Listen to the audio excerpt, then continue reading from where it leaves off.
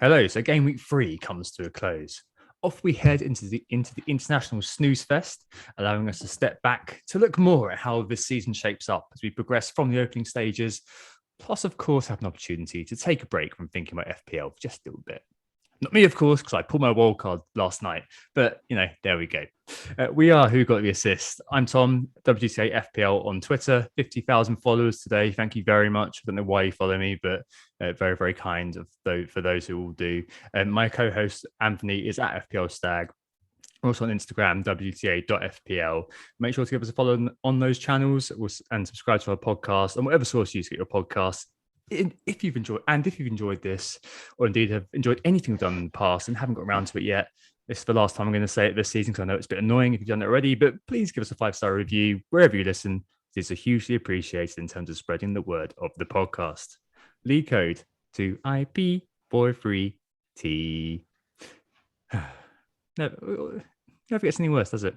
And we're also on video. It will never replace the audio, but just so you know it's there in case you want to see us unedited for some reason. Mostly me drinking beer. This is FPL Merch's nice glass that I got from him for free. #ad. Search us on YouTube to find us there. This week, we're joined by a pod debutant. It's a good friend of ours, James Krolt, at FPL_JQ. I've met him in real life a few times. He's all right. And Anthony and I have shared quite a few drinks with him. I think Anthony shared 2 bottles of wine with him on Zoom during the lockdown period. Only virtually, unfortunately, but we'll put that right at some point soon, hopefully. Yeah. Welcome to the pod, J. Thanks very much. Thanks for having me on. It's debut for me, but I'm in safe hands as far as I can tell. Safe enough hands, anyway. Yeah, welcome, J. It's great to have you on. This pod is going to be a bit of an awkward one for me, as we're going to get to in the Gameweek reviews. So I'm delighted that the international break is coming to rescue me from my FPL stupor. But this pod, anyway, what we're going to do is deal with the big bomb that hit the football world and the FPL world with the return of Cristiano Ronaldo to Manchester United. That was only confirmed last Friday, of course, well after we recorded our last podcast. That, of course, has led to lots of questions about how to add the 94 goals and 98 Juventus appearances man into FPL teams. But there's been far less questions about how that affects other components of a successful FPL side. So building a bit on last week's pod, where we focused very heavily on premium assets, Ronaldo would be one of those, of course, but we're going to use a slightly different lens. What we're going to ask instead is, if we're going to be preserving our free transfers for some sort of premium hokey-cokey, then who are the mid-priced ever-presents who are going to be the set and forgets in our FPL sides? We would have correspondence then dealing with the actual Ronaldo question itself. But we're going to, unfortunately, kick off this podcast with the game reviews. We'll get there in a minute. There's a bit of a drum roll. I think me and J. Are going to have to get through ours quite quickly. James, you are first as a guest and also as the highest scoring man this week. 65 you got. Talk us through it. How did it go? Well, I guess there's always the tension, isn't there, of that was hanging over me all weekend, knowing that I was coming on here. I had to get at least, sort of a respectable score, I felt. So, I brought James, you don't need to have a respectable score to be on this podcast. Oh, well, see, I'm a one-off, though, so you can pull it back next week. This is my one chance. But 65, got to be happy with that, obviously. Greenwood still coming through with the goods. Captain delivered. My one transfer this week, I had 2 free transfers, and I sort of rolled one over and used the other to do Veltman, who inexplicably managed to match Kufal this week, despite being ruled out till after the international break by his manager. So that transfer didn't go to plan. I kind of regret it a little bit, to be honest. I feel like I've been, kind of sold up the river by Kufal a bit, but never mind. Other than that, it's, no complaints really. So sitting at around 45k, I think, at the moment. So if you'd have offered me that at the start of the season, I would have bitten your hand off. Yeah, and you've had a couple of decent finishes in recent years as well, haven't you? Yeah, so I think, my highest overall was 16-17, where I finished 2.5k. And I managed to follow that up. I then had a couple of sort of middling they were sort of 5-figure ranks, but yeah, so I think because that 2.5k was my first really like solid finish. So I thought, it'll be a breeze from here on in. But then, so, I dropped back a little bit after that, but I've had another 10k and then last season I got 28k. So yeah, I guess the goal is just to try and beat those really. But really happy with the start of this season. So yeah, perfect. 40k. I'll be very happy with that. It's early days though. Could all go wrong. Indeed. Right. So I was just 3 points behind you this week, 62. Captain Antonio. So pretty happy with that, really. I think he was the highest scoring player in my team, which is always the best thing to do. It's always good when that happens. Elsewhere, I had blanks from Bruno, Benrahma, Barnes, Ayling. I didn't say very much from Ayling, to be fair, and Sanchez in goal. And a lot of the legacy players that I bought in game week 1 came through. So Ivan Toney, Danny Ings, Alexander-Arnold. He did what Luke Shaw did last week and got 2 bonus points in the 1-1 out of nowhere, really. I love the creative fullbacks in the 1-1. And Mo Salah scored a penalty. Proper Bruno versus Man City vibes about that one. 62, it's meh. I dropped 25k places to 300k or so. My team was not awful. If you can see it on YouTube, it's not terrible. There are quite a few kind of problems around the edges, and there are a few things I did want to change. And the more I thought about it, I'll speak about it at the end of the pod. I kind of thought, this might be a good time to wildcard. I did roll my free transfer as well, and some people may think, you're an idiot because you rolled your free transfer, you missed your chance of one week sort of punt. But you know what? I think it's just the right thing to do for me. So 62, meandering around the middle reaches 300k, which is an okay start. But I'm looking forward to unleashing my wild card now. Speaking of unleashing wild cards, Anthony, you unleashed yours this week. How did that go for you? So the way at the moment we're living in a world where global warming is slowly but surely melting polar ice caps, and there are faraway islands that are sinking. But because most of the world thinks that's a faraway problem, they don't think it could happen to them. So you're like that, Tom. You're the faraway lands. You don't think that they could happen to you. But what happened to me? Believe me, it's happened to me a lot, Anthony. This has happened to me a lot. I've drowned many times publicly. Yes. Well, what's happened to me is what's happening to places like Kiribati in the Pacific right now, where I very much sunk in FPL terms. I got James as captain and just one of his midfielders, or indeed your captain and one of your midfielders, scored more than my whole team combined. I got 28 points. So I, on live FPL, managed to discover that it does indeed have the functionality for a 4-figure rank change in percentage terms. I went up by 1,000% in my rank from 101k to 1.1 million. Oh, I'm sorry, bro. Which is a pretty big fall, especially when you consider that I wildcarded. I might as well go through what I did to start with. So I kept the same 2 goalkeepers off my wildcard, being Sanchez and good old Runarsson on the old bench. Then in defence, what had been Alexander-Arnold, Shimikas, Soufal, Veltman, and White ended up becoming Soufal, Ayling, Livramento, Cody. And I got White back in again on the cheap because he was 4.4 and it was just a handy access route into a good, what should be anyway, a good defence for later on with decent fixtures. But I got the value save on that. In midfield, what had been Greenwood, Fernandes, Rafinha, Salah, and Alan. Alan survived just about. Fernandes survived. Rafinha survived. I brought in Diogo Jota and Benrahma, so it was Greenwood and good old Salah who dropped out of that. So I could have obviously done the opposite of that and kept Salah and kept Greenwood and decided to sell Fernandes and Jota. That would have changed the whole complexion of the game week. But no, I went the other way. I mean, we're not going to we'll go through it. Making windows into men's souls, Anthony. But FPL Stag on Twitter was very condemnatory about a certain Benrahma all week. This is one of these really annoying things where it's one of these things where I actually don't, isn't it? No, but I actually don't think that people should be saying that. There are some people, laughing that I was right, but at what cost? And it's kind of like no one should say I was right about Benrahma based on 1 week. You know, No, like I know, but the for underlying for data. comedic effect, I know, but I does just work hard. for you, Tom, it's funny, but to someone else, they actually might genuinely think I was right about Ben Rama all along, and that's like that's a concerning mentality to have. Like that's outcome bias at the highest order. Like the fact of the matter is, I don't think Ben Rama is a good pick, but I was swerving the template so much already with this godforsaken team that I decided, right, I'd better just put that lad in, because the fact of the matter was like otherwise I was going to end up putting, and I swear to God, someone like Gray into my team. I was like, that's a bit of a gamble, and I didn't want to do that. Yeah, I know. Then up front, just the forward line went from the classic Ings, Tony, and Antonio. I kept Antonio, thank goodness. That was never off the agenda. And then I also had Kane and Lukaku came into my side. Kane was captain.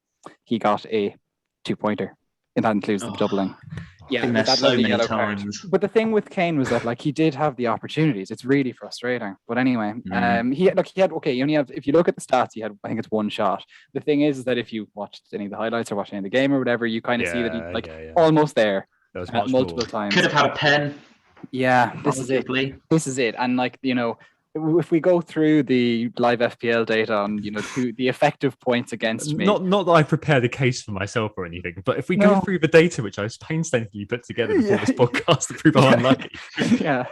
The biggest hit to my rank was Mo Salah, the little known Egyptian midfielder who scored, who had a 99% EO against me. So his 10 points counted for 9.9 against me. That was pretty hard.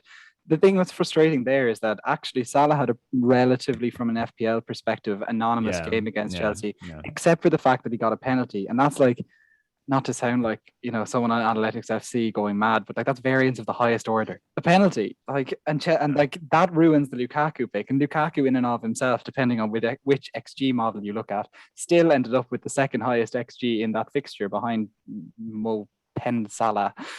So, you know, it is what it is. Antonio, not to mention the red card as well. But yeah, the red card is, of course, that means that Lukaku doesn't end up having another chance effectively. And like that's unfortunate. Antonio obviously hit me because I didn't captain him. That's life. Shaw hit me hard. His 6-pointer still hit me for 4.99. Greenwood, who I obviously sold, this hit me particularly hard in the soul. His 8 points hit me for 3.99. Trent, who I didn't have, and his Poxy bonus points meant that his 4 points hit me for 3.24. And then there's the likes of Ingson, Tony, DCL, Reguilon, Dina, Diaz, whatever. Like they all hit me for 6s and 7s. Yeah, little ones. Not literally 6s and 7s, but thank goodness. It felt like it. But yeah, so it was all in all, there was just quite a few things went wrong. And I know the thing is that, okay, I think the one thing that I really want to focus on from an FPL perspective here is that I sold Salah. And I think that most people would say that's mad. Now, we looked, Tom, only just last week at a premium hokey cokey, and selling Salah seemed like it made sense based on the fixtures over about a 2-week period. The reason why I kept Fernandes was I really, really feared United having a really, really good game against Wolves. Him exploding, and if I'd taken him out of my side, I didn't feel you can't cover, and I hate the word cover, but you can't cover Fernandes with Greenwood, especially because Greenwood felt like he was going to become a transfer waiting to happen with the Ronaldo signing.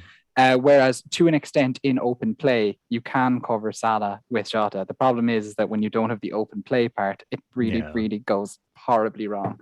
The rest of the picks, like, look, they will come good, and I'm not panicking. I don't think this was a bad wildcard team. It was just an unfortunate set of events, like a confluence of events, the likes of which I could not have imagined pre-game week. Was it all right on the night? Absolutely not. It was an absolute disaster. Was it a bad team? Did you make obvious mistakes? Absolutely, you didn't. Like I don't really see anyone can come at you and be like, "Oh, this is terrible. This is a terrible team. Like, you made a terrible error with any of these players." They're all completely justifiable. But do dig into me a bit, because I know the listeners at home are going to want to have like some bit of dig in, like I'm sure. So like, you know, hit me with the like, I'll stand at this. I'm at the stumps. I have my bat in hand. I'm ready. I think basically what this to me hinges on is the fact that you went with Bruno and Jota over Salah and Greenwood. Like if you'd have done that other 50-50, you'd be all right. Admittedly, you wouldn't be having an amazing time with it, but you'd be kind of on 48 or something like that, and you'd be all right, you know. But you knew you were taking a risk. You knew you were taking a risk not having Salah. You knew you were taking a risk not taking Trent. You knew you were taking a risk not taking Shaw. And I think having those players who are really high EO owned players and not having them in your team, Like, in the past, I've thrown the baby out of the bathwater. Like, last season on my wildcard, I threw out Kane and Son. First week without them, they combined twice. It's one of those things where, like, I guess you've always been a bit kind of, you haven't disregarded the EO, but you've always been some guy who's kind of like, well, I'll do my own thing. Like, the EO is obviously there, but I'll do my own thing. But that's kind of why when I come back to it, I do think it's one of those things where it just wasn't all right on the night in such a spectacular way. Yeah, that you have, I think, been a bit unlucky. This is the thing. I do feel my last 3 wildcards, as far as my memory serves, anyway, were relatively successful, and I don't tend to go wildcard with the bunch. And I follow my intuition; it tends to work out. And unfortunately, it just really, really didn't this time. What do you think, Jada? Please do, James. Do what you do if you were sitting at home listening to the podcast. Go for it. Well, I'll just say, like, Kane does this though, doesn't he? He dangles that cherry in front of you, and it's happened to me more than once. I've seen that prime home fixture, and I thought there's got to be a way to get Kane in here, and I've done it, and he's rewarded me with a 1-pointer. I remember that Cardiff game. That was a night I met. That was a night I met you, and you were so sheepish. Yeah, it's amazing. I was on the verge of. I was like, do I even turn up to this event? Like, it was brutal, because I think everyone else had captain Hazard that night. Anyway, yeah. Yeah, it's just one of those things, isn't it? You see that home Watford fixture, and you kind of move everything around just to try and target that. I mean, Watford haven't been up to much. You see, the thing with Kane in this situation was, I get Kane in for a few weeks, and I have 1.1 million in the bank that sets me up to make him Ronaldo. And this is the thing, was that the wildcard set me up that I had Kane, who was top of most of the algorithms as a pick for this week in terms of expected points and things. I had him for this week as a differential. Like, crazy to have a multiple time 200 club member as a captain. Yeah, exactly. And then I get myself to a Ronaldo. Yeah. This is the thing. Yep. But you still could, right? I mean, that move is open. Although, I mean, I would ask, I suppose selling Kane before Palace is tough now as well. Yeah, it was either him or, you see, this is the thing, and this is actually part of the reason why I went for Lukaku and Kane up top, was that I thought I would give myself the lovely choice. I'd give myself the choice of which one do I sell. Yeah, but now they've both got plum fixtures on paper, so I look forward. Do you know what? How I'm actually feeling. I know we're skipping to transfers and captains, and let's move on from this bit of the Gameweek review from this. But I actually feel like I might just leave them both there as some sort of stubborn, F you to the world, and just expect them both to get 2 free transfers. Wait for them both to get 20 points the next week and just smile or something. Right. Well, therapy session over for the time being. Let's move on to our objectives quickly before we head into the market forces. This is something that we've been kind of looking after this year, just because we want to keep ourselves accountable. We've both set 3 objectives, so Anthony has set himself 4 objectives, being Anthony, just to basically ensure that we've got some sort of structure around what we do this year. And it's going to be something that we're going to keep doing every week. Hopefully, after hearing the first pod of the season, some of you guys did do that too. But we'll recount them very quickly some weeks, and other weeks maybe we'll be looking at them thinking, how have we failed? Speaking of failure, that was a really bad segue, but I'm just going to go with it. Anthony, how have you done with your objectives this week? I followed the captaincy, which was to captain with the herd or the algos. I captained hard on algos this week and very much ignored the herd. So look, that's okay. As far as I'm concerned, I haven't failed that objective. Transfers, I certainly wasn't afraid to transfer 8 elite players if I felt they'd dropped off. Even when I didn't think they'd dropped off, I still did it. The timings, this is where I've had a real failure, Tom. I don't make transfers late on a Friday night / Saturday morning. Yeah, I woke up on Saturday morning and I saw that you've been speaking to our friend Ronaldo in New Jersey and our other friend Alex Ball in New Zealand up until the very small hours of Friday. I remember seeing those messages the next morning and thinking, something's cooking here. Because I hadn't revealed all week. Tom, you were aware I was on Wildcard. You and Nick were, but I hadn't revealed I was on a Wildcard to the Slack group at all week, and was just there kind of slowly watching as like all these big transfers happened. And I was like, oh my God, I actually was thinking, oh my word, I've got this perfect opportunity and no one else has the balls to do it. I thought I was really on it. You were doing but in moves the until end, Saturday morning, weren't you? well, as it transpired, I didn't actually change much on the Friday night. But the fact of the matter was that I was still sitting on it and having, a bit of a conversation about what I was doing. And I did. Did I make 2 changes on that night? Yeah, I probably did. So I very much broke that objective. And if you were to It's a red mark against your name there, Anthony. It is, Tom. Is it a black mark or red? It's a black mark against your name, isn't it? Yeah. And then obviously the play style thing, took a wild card, so there's something massive this week. No. Okay. Captaincy wise for me, my objectives are one captaincy, do what Mikel's algorithm told me to do every week, just because my captaincy is awful. I would have told you to have Captain Kane. He did indeed. But I didn't have Kane, and I would have had to take a -4, -8 to captain. So I there's a bit of leeway in that. So third choice was hanging myself here. So I just left that there. Chances 50-50 situation, take a hit. Didn't have any 50-50s. Transfer takes a chance on form, buying bandwagoning players. Well, I mean, there were no real bandwagons for me last week, so I already owned the players people were jumping on. So yeah, nothing really for me there. Number 1 captaincy again achieved. Hooray!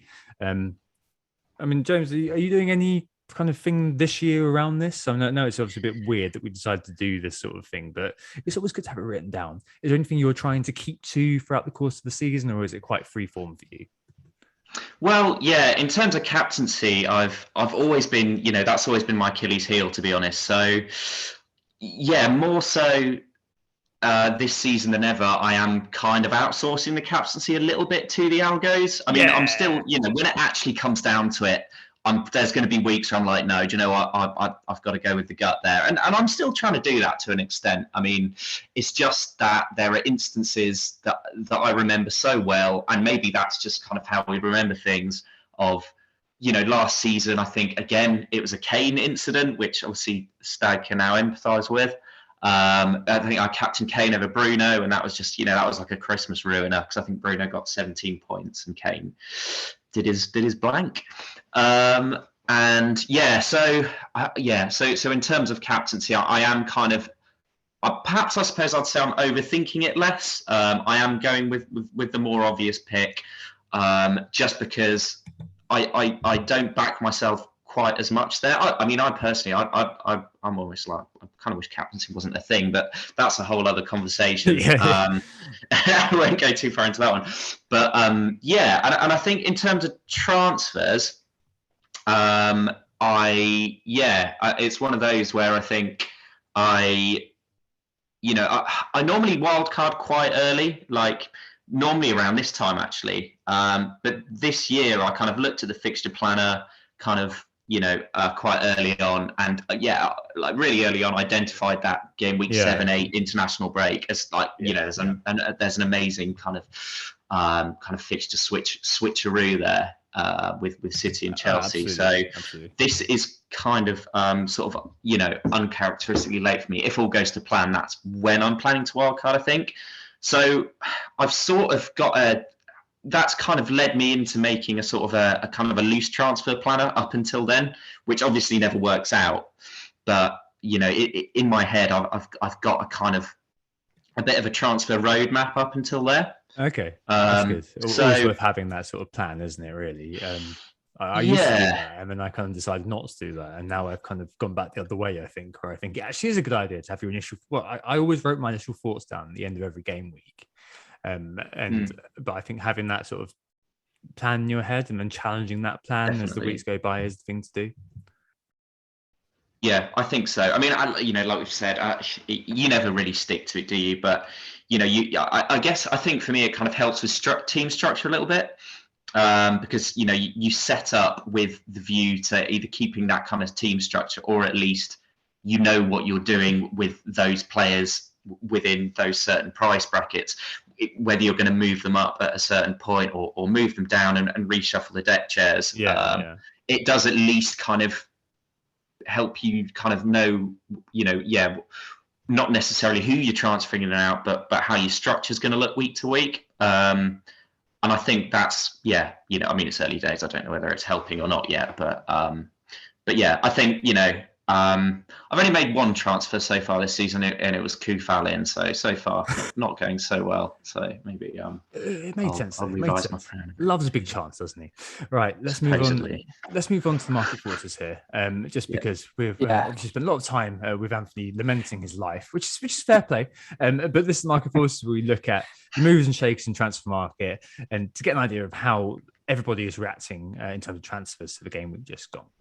Anthony, what are you looking at briefly, if you could, because we've got let's just blast through it. Given that the international break is here, so there's plenty of time for people to be making more transfers. The top transfers in, really, it's Antonio and Ferran Torres who are leading the way. 332k transfers in for Antonio already, and 250,000 transfers in for Ferran Torres. The likes of Benrahma, Greenwood, and Demarai Gray are following in there with kind of the mid 100k-ish transfers in. So it's pretty much concentrated in midfielders and Antonio in terms of the transfers in.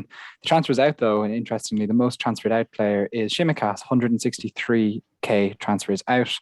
Ings follows him, 159k. He might have 3 returns in 3 weeks, but none of them feel normal. They've all felt a little bit fluky. So I can kind of see how the tide is turning against him and Villa in general. We've got Reece James in there, 127k transfers out. That's obvious enough why that is the case. Richarlison, 96k transfers out. And then there's kind of a smattering of players who've kind of high 5 figures in terms of transfers out. Mings, White, Barnes, Pogba, and Iheanacho, Tony are kind of the main ones that you might discuss in that group.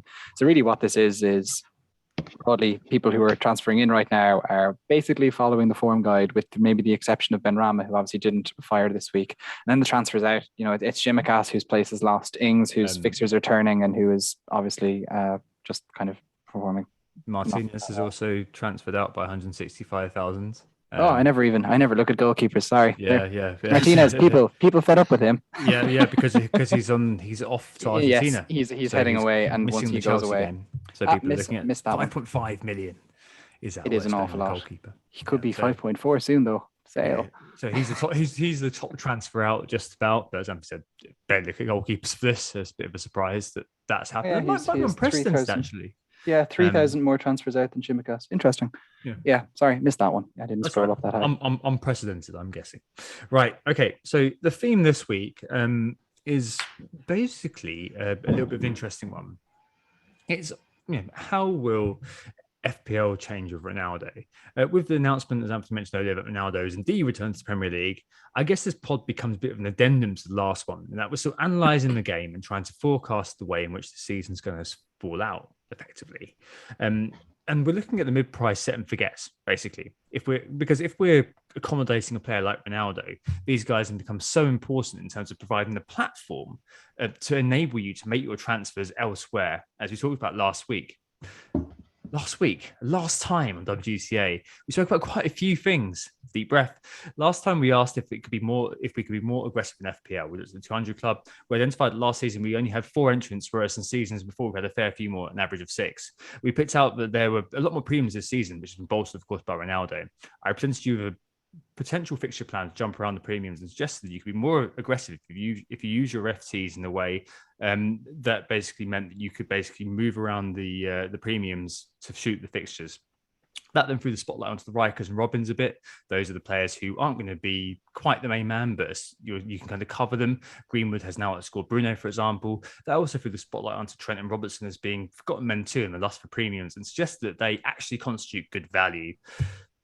Anyway, if you want to hear more about that, listen to the first half of last week's pod, because we went into that in great detail. I did that very, very quickly. I'm aware of that. I apologize for not a native English speaker. But we're picking this all up from here, because it's kind of sort of about those Robins and Rikers. I'm going to call them the support slots for this. It's all about kind of those players who, I guess, are going to be around supporting the premiums, because there's always a talismans with his teams, but if we are going to be, there's always talisman for these teams. But if we're spending all of our transfers on premiums, we're not going to want to spend those transfers on the rest of our team. We're going to want to pick players who are long-term investments among the support staff, who will be able to, hopefully, for the most part, hopefully leave alone to generate points for us, enabling us to focus, as I mentioned, on that potential premium merry-go-round, if that's indeed the way you choose the game. It's also, if that's indeed the way you choose to play the game. It's also good for me as a wildcarder because I'm able to hear you guys' thoughts. It turns into a bit of a wildcard sort of therapy session for me, which is brilliant. Brilliant to have two decent managers telling you what to do. You may not be persuaded by that. And still fancy kind of sticking with your men. You may have kind of listened to last week or listened to my kind of very, very abridged version there and think, no, I'm a loyal guy or girl or other, and I'm going to be kind of sticking to my players no matter what. That's cool too. But here, I guess the focus will still be relevant because we're going to be zeroing in on the mid-priced, as Anthony mentioned, ever-presence in defence, midfield, and up front, who are showing signs or have the potential. Obviously, we know there's constricted data of being worthy as being long-term inclusions in our squads. So, I guess to start with, Anthony, I mean, there are kind of in any FPL team, key support slots. If you think about the premiums, think about kind of the bench trash, think about the fact that we've got to spend a certain amount. At defense, you've got to spend 4 million as a base for every player. Midfield and up front, 4.5. I mean, how many slots really are we talking about here? Yeah, so whilst obviously this is very much evident on team structure, I think everyone should be able to hear us when we talk about these support slots and understand what we mean. So it's all those players that are between your fodder very cheap players and of course the actual premiums. They're your mid-priced. So for your strikers, really it's your anyone kind of under kind of 8.5 is, and then maybe above 5.5 to 6. And you could have maybe 2 or 3 of those strikers in your team, depending. So, the classic team at the start of this season with the classic forward line of Ings, Tony, and Antonio was a bit of a kind of a break from this idea. But now what we're starting to see is that the support striker du jour is very much going to be Antonio, but there will probably be another if people are going to go with a single premium striker, let's say up front in a Lukaku or Ronaldo indeed type phase. Even if you go with Ronaldo and Lukaku, let's say as well, you're probably going to be talking about having that third striker in there still as your support slot. In midfield, you would either have 1 or 2 premium midfielders in all likelihood, which means you have kind of 2 to 3 mids that you might be talking about who would be your support slots. Either way, those are going to be either your third and fourth and maybe even your fifth mid, your third and fourth mid, or your fourth and fifth mid if you don't go for a 4.5 hero like Alan in your side. Then when you're looking at defense, it's a little bit more nebulous, but you're still talking about kind of players who are in that maybe 5.0 up to maybe it's kind of the 6. 5.5, 6. It's harder kind of to say because it's arguably, of course, Trent is kind of in a league, and maybe with Robertson are in kind of a league of their own in terms of price. But then kind of between them and your Sufals, basically, there's quite a lot of potential support players in there who you could very much be considering because at the end of the day, they still take up budget and are form part of the greater team structure. So either way, what we're talking about, if we're just kind of talking about it, we're talking about as many as 2 defenders, as many as 3 midfielders, and as many as 2 strikers could be the support slots depending on your team structure. Yeah, absolutely. I mean, J-Dot, do you think that these kind of marginal players, like in your experience, like how important are they to you? Well, it's one of those where I feel like, and it's proved to be the case this season. If you can hit those ones right, it makes such a difference, and you can really come flying out the blocks. But I think to have a couple of slots for those positions is always, I think, pretty crucial. Maybe a couple of midfielders, a forward. And maybe a mid-price defender, but I think being able to kind of hit those, or either hit them early on, or be flexible enough to, because that for me is often where the bandwagons are, right? I mean, certainly I'm thinking midfield, and certainly that's the case this season. So I think I think it's really important to be able to leave yourself as flexible as possible to be able to kind of move those around. I think I like, I mean, it obviously depends how you play. You might be someone who likes to chop and change your premium players, but a lot of the time it's really the focus is perhaps, in terms of transfers, it is perhaps on these support slots. Yeah, absolutely. I mean, so let's look at these through that lens of the question. how will Ronaldo change FPL, or at least how will, as we said last week, the advent of loads of premiums mean that we've got to play aggressively. I think that there are definitely in every position a lot of emerging candidates that we could probably look at and assess quickly throughout this podcast, just because these guys are going to be those ever presents, the glue guys, as Late Riser would call them, in the defence, in the midfield, in the attack at certain price points, which is definitely worth discussion. Just because the idea is you're going to want to take these guys, leave them there, and focus those transfers on moving the premiums around. Let's start in the defence. And as my opening gambit here, I want to mention centre backs.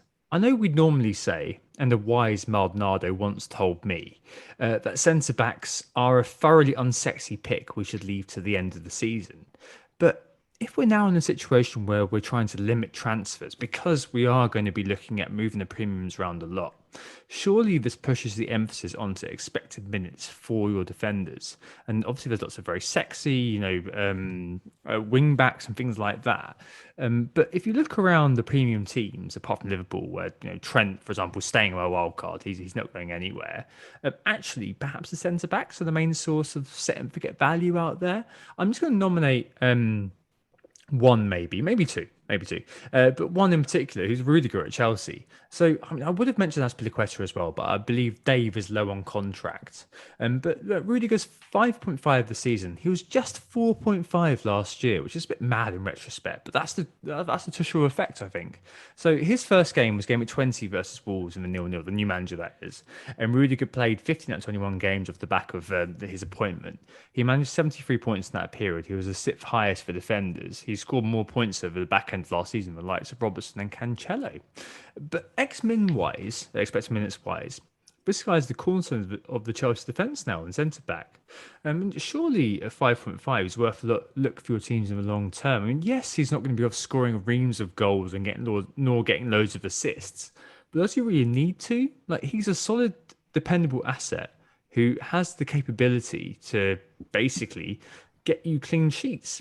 A kind of unsexy player never spoken about in fantasy football, but one which, if we were saying, transfers need to be focused on, messing around with the premiums, perhaps you want a guy like that as being a solid foundation type pick. I mean, I'm aware that we're now kind of conflating with keepers. Like, I'm basically talking about Rudiger as if he is, Mendy in goal. But I mean, that's, I quite like that. I mean, obviously he's got competition from the likes of the old warhorse Thiago Silva, but there's him. There's Christensen. The new contract has been signed. He's 5 million. He started 3 out of 3. So no Koundé as well. So he could be, according to the media, at least no Koundé there. So maybe he could be quite good. And great fixtures for Chelsea from game week 7 onwards. So it could be worth mentioning a player like this, really, and just because if you say they've got bad fixtures or whatever. Actually, with Chelsea, with an elite manager and the great squad they've got, the opposite tends to be true. Like, for the majority of teams, having Chelsea is the bad fixture. So a guy like Rudiger is long-term hold, one who could climb in price pretty rapidly. I mean, Diaz reached 6 last year from 5.5 starting point, especially when Chelsea reached their tranche of kind of really good fixtures. He could save me a transfer there. I mean, the thing with Rudiger as well, and I think I'm with this Chelsea defence in general, is that they are probably the best defence in the league. They pretty much were neck and neck with Pep's City in the second half of last season.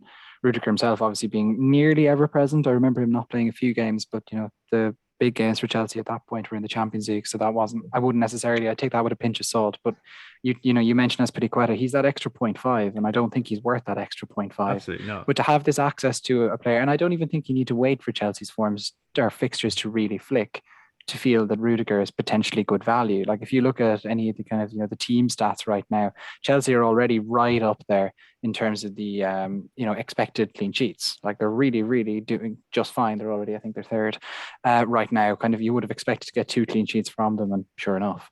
And even against Liverpool, they were, like, in spite of the fact obviously they did concede, they were incredibly solid. That was even with Kante off the pitch. He went off half time injured, and he was. Yep. They were still incredible. I mean, they're the highest scoring defender right now, Anthony. Who is it? Probably still Alonso, is it? Yeah, it is. So he's played 3 out of 3. I'm not sure what's happening there, but he's second for chance created amongst defenders.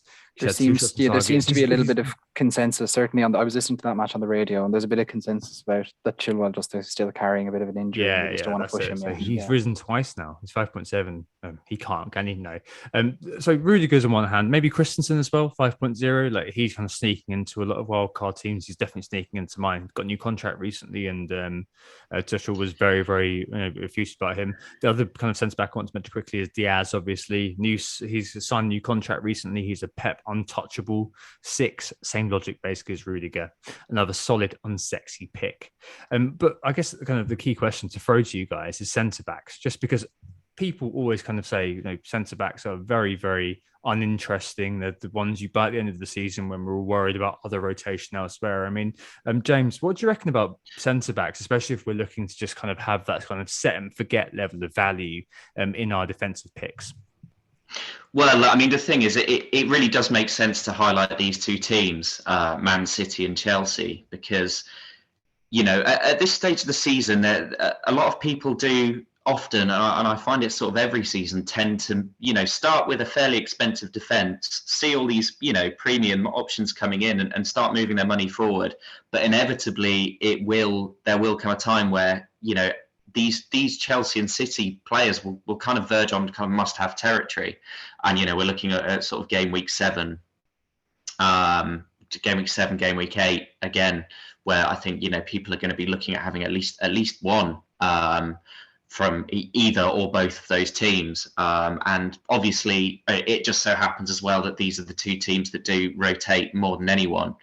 And so then, if you're wanting defensive coverage there, and if you're someone who values those safety of starts over anything else, then you really are looking at Diaz, Rudiger, Christensen. Although I mean, towards when Tuchel came in last season, they were perhaps even they were rotated at times. But it's early days, but it does seem like maybe that Tuchel is sort of kind of settling on his back 3 a little bit, or we might draw however he's going to set up. We might draw on your fandom a little bit here, James, because if I was to look at the clean sheet so far, it would suggest to me that Spurs are the defense that we want to have. 3 clean sheets. They're the only team to have 3 clean sheets at this point.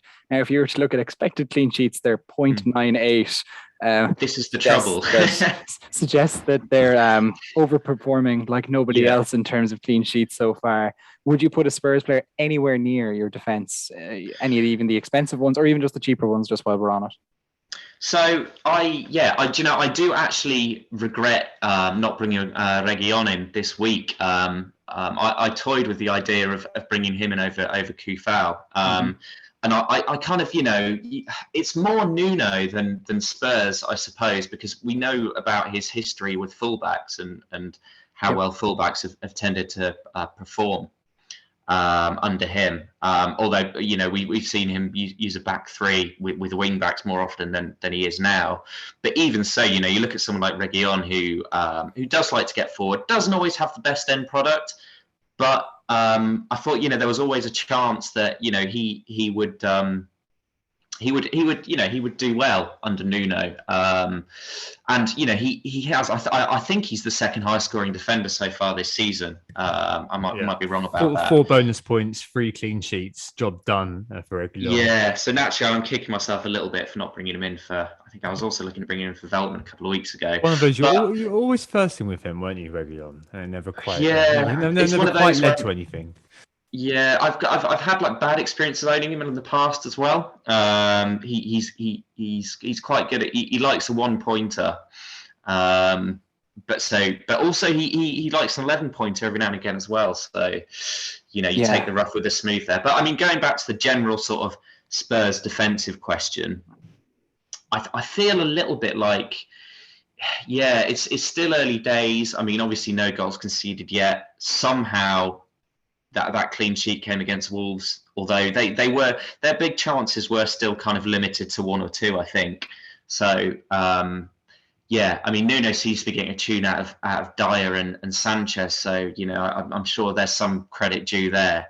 But things could change. We're being linked with Emerson Royale from Betis, or formerly Betis, now Barcelona, to come in at right back potentially. Mm-hmm. And we've got obviously Christian Romero still to come into the side. He's off on international duty as far as I know, but he could slot back in. He won't be back for it. He won't be an FPL available asset until game week. He won't, no. But I suppose it's his partner who you want to look at, and I'm still not 100% sure who that is. My guess is probably Dyer, because Dyer's a little bit more of a old school. I think as far as I know, Romero is a little bit more progressive. Sure. He's perhaps a little bit more gung ho. He might turn out to be a bit of a disaster. We'll see. But absolutely. I think this is definitely one of those where there's lots of options there because of the 3 clean sheets. Yeah. Everyone's looking at those players, and especially they're in that kind of nice kind of golden zone for being that second or third defender, that you'd be really interested in for populating this particular slot. For me, I'm going to throw in a couple here away from centre backs. I'm not going to be obsessed with centre backs forever. Obviously, you mentioned they're regularly on there, James, but you've got a couple that are really kind of high in mind for me. One is Kieran Tierney. Arsenal's fixtures do turn. He's down to 4.9 now. They've got Norwich, Burnley, Spurs, Brighton, Crystal Palace, and Aston Villa in the next 6. So there's potential for points there. And obviously maybe feel less it's back at times. And he's also 4th for defenders in terms of chances created. But I'm just not sure I can put myself through owning him being an Arsenal fan. I just don't think I can do it. I'm worried about us. We'll speak up this later in the questions. But it's woeful stuff going on down the Emirates. But there's one man I want to mention. And it's a man I didn't think I would be mentioning at all. But it's Semedo at Wolves. 4.9 million, same as Tierney. 73 points second half last season. Not the best footballer in the world. Let me just say that. If you've watched him play, you will know that he is not the best footballer in the world, and there's a reason he is no longer playing. James and I enjoyed owning him last season, and we used to message each other weekly. I know you both did. It was you as well, wasn't it? We used to message each other privately, being like, "This is awful." I think we kind of jumped ship pretty quickly, didn't we? We gave him a good 3 weeks, and that was enough. What I like 4 about points later, that was enough. I appreciate that. What I like about Semedo is obviously the average position, same thing you guys did like. In Lager football, which is similar in some ways to Nuno football as well.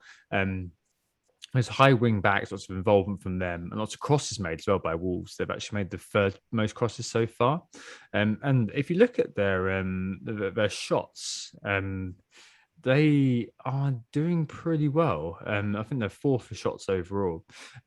So there's a kind of analogy. Like if you need to pee after a few beers, like once you break the seal, you'll keep weeing, basically. And the idea is that Wolves will eventually get there because they've played really well over the first 3 games of this season. They've just not scored a damn goal.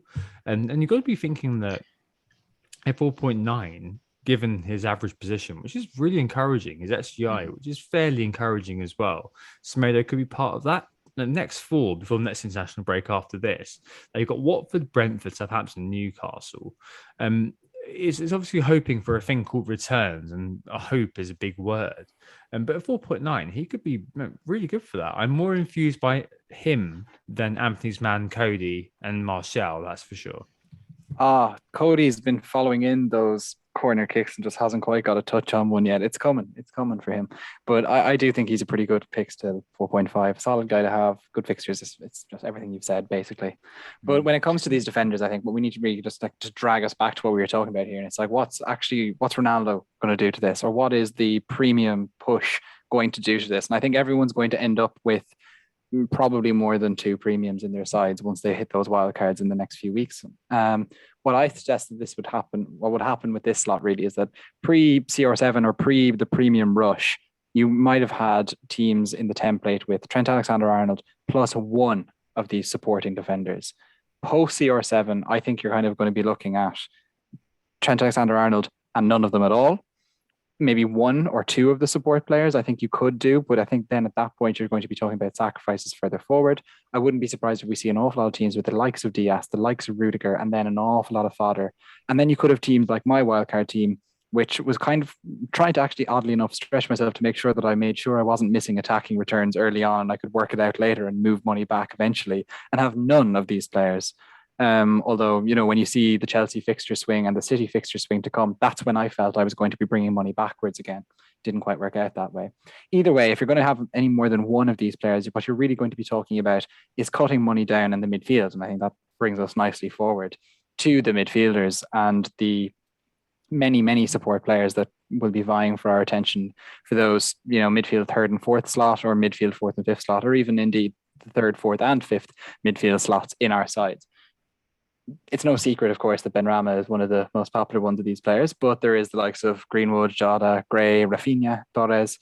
So there's so many options in this bracket. Really interested to hear, James, your thoughts on this bracket. How many players do you expect to keep in this bracket? Even, I know we'll take you forward a little bit to this wildcard you'll do eventually. Do you think you'll still have as many as you have right now? How many do you have right now? What will the effect be? So it's interesting, really. I mean, obviously, earlier on, I kind of spoke a little bit about how you've got to get on these kind of mid-priced assets early with the view to being flexible and moving them around. But as you guys have alluded to already, that's starting to change a little bit now. We're now looking for mid-priced assets that are going to be the set and forgets, and we, you know, with a view to perhaps moving these premiums around because we can't afford them all.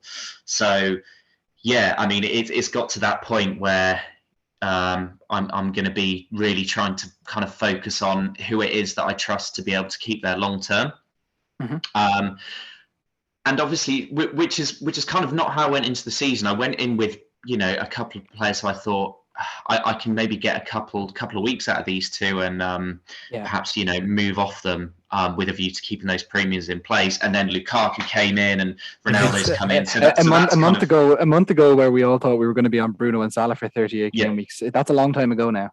Yeah, exactly. So I mean, I've been quite fortunate in the respect that those two sort of guys that I thought I was going to be selling on after a couple of game weeks, Greenwood and Benrahma, have ended up kind of cementing their positions. And I do feel like now, watching Greenwood every week, that, you know, players like him are kind of unexpectedly starting to, you know, really kind of cement their spot. And I kind of think he's moved over from being one of these kind of suspect, you know, if he plays, he'll do well, but it'll only be. So is he cementing his place in your view? Do you think he's cementing his place both in Ole's side and your own side, or do you think he'll still show him the door here?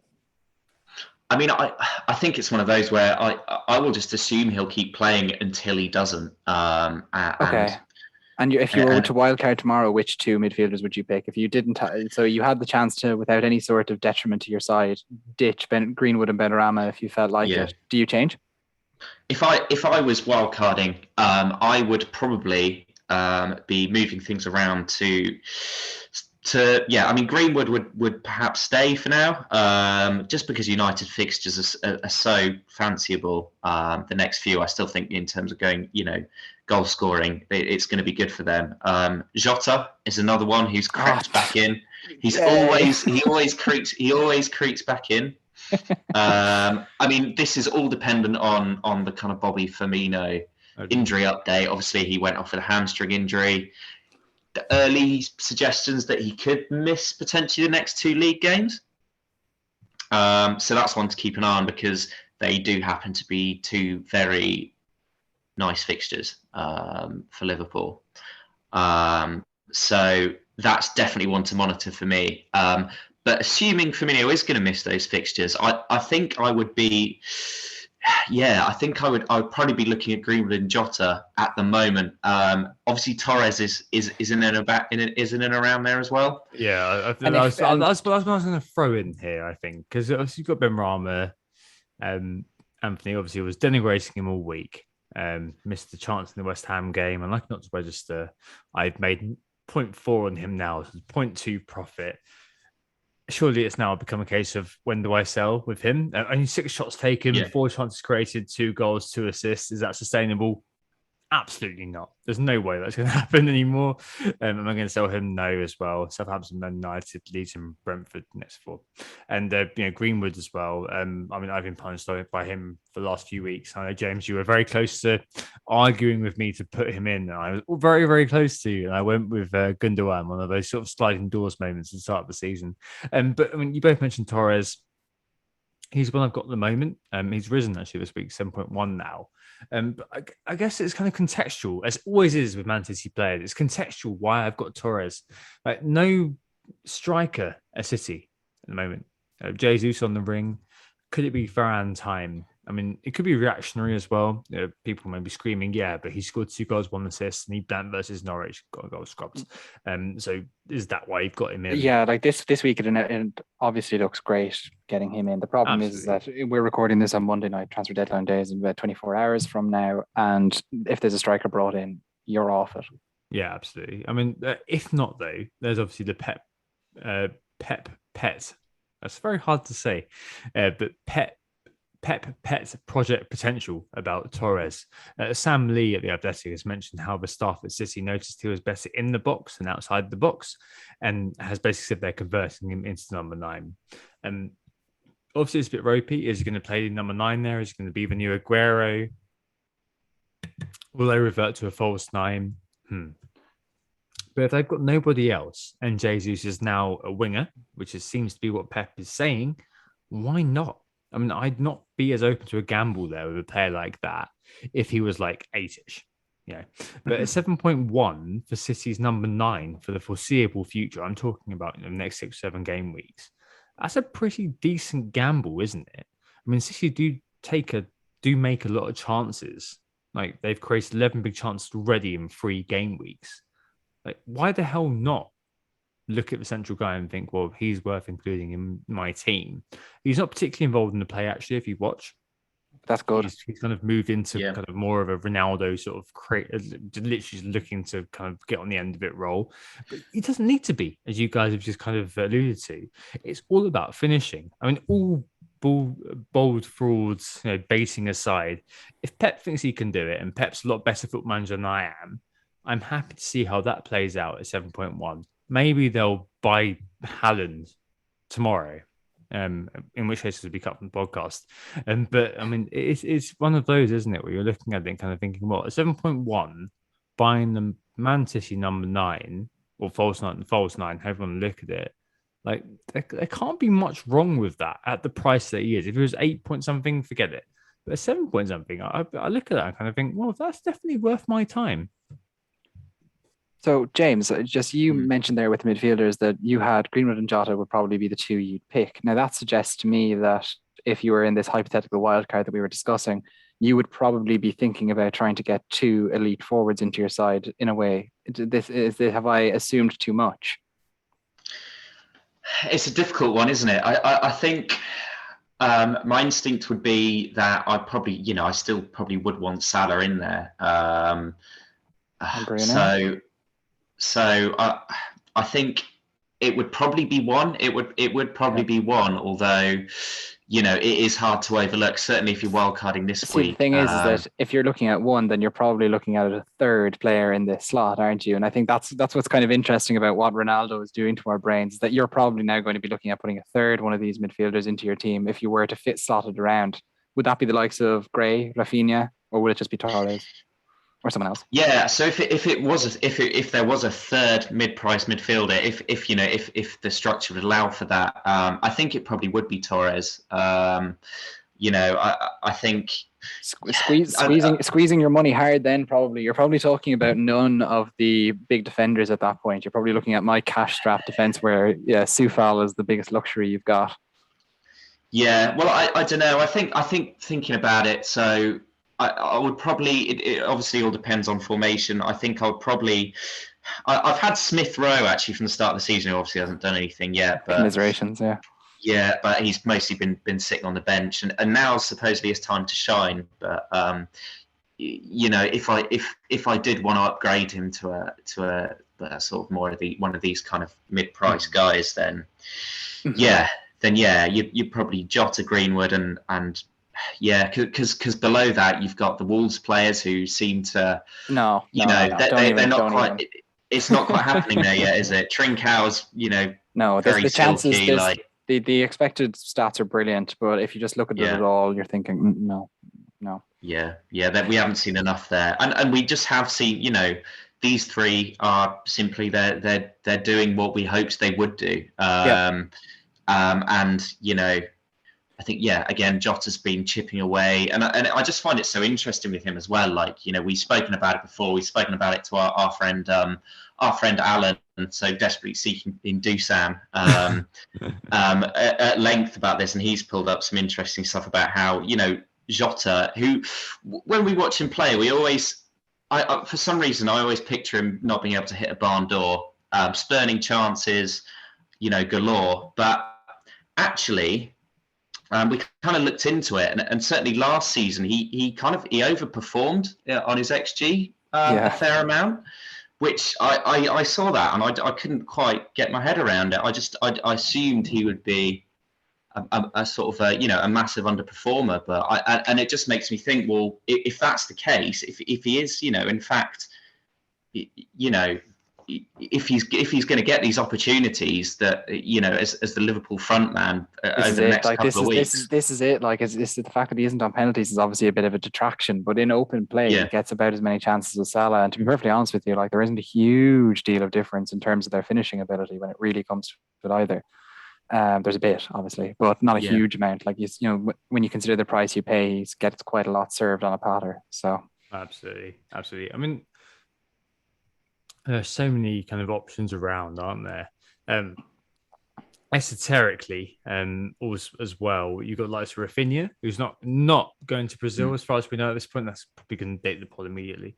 Who obviously at Leeds has a rich stat profile from last year in the top 10 mix for shots and chance creation. What we like to see, really, a poor man's Hazard. Leeds embark on a brilliant set of games, and he's been kept sufficiently quiet thus far. Like Anthony, not going to be pushing him too far forward, hoping that he stays a differential. But a good long-term investment. Because after Liverpool, you've got no games to worry about against any top 4 team. Only game West Ham, a game which you've got to worry about. Yep. But they're all good fixtures for Leeds, basically. And West Ham do not keep clean sheets. Exactly. So until mid-December, you're pretty damn good. The definition of set and forget in the context of the question we're asking. And a couple of others as well. So Andre Gray? No, it's not. It's a Demarai Gray. Nowhere in the stats. Proper ex-lively. The Guardian said he was responding well to the manager putting faith in him. But watch out for Luis Diaz from Porto. There's a mooted swap deal between him and James, which could come in.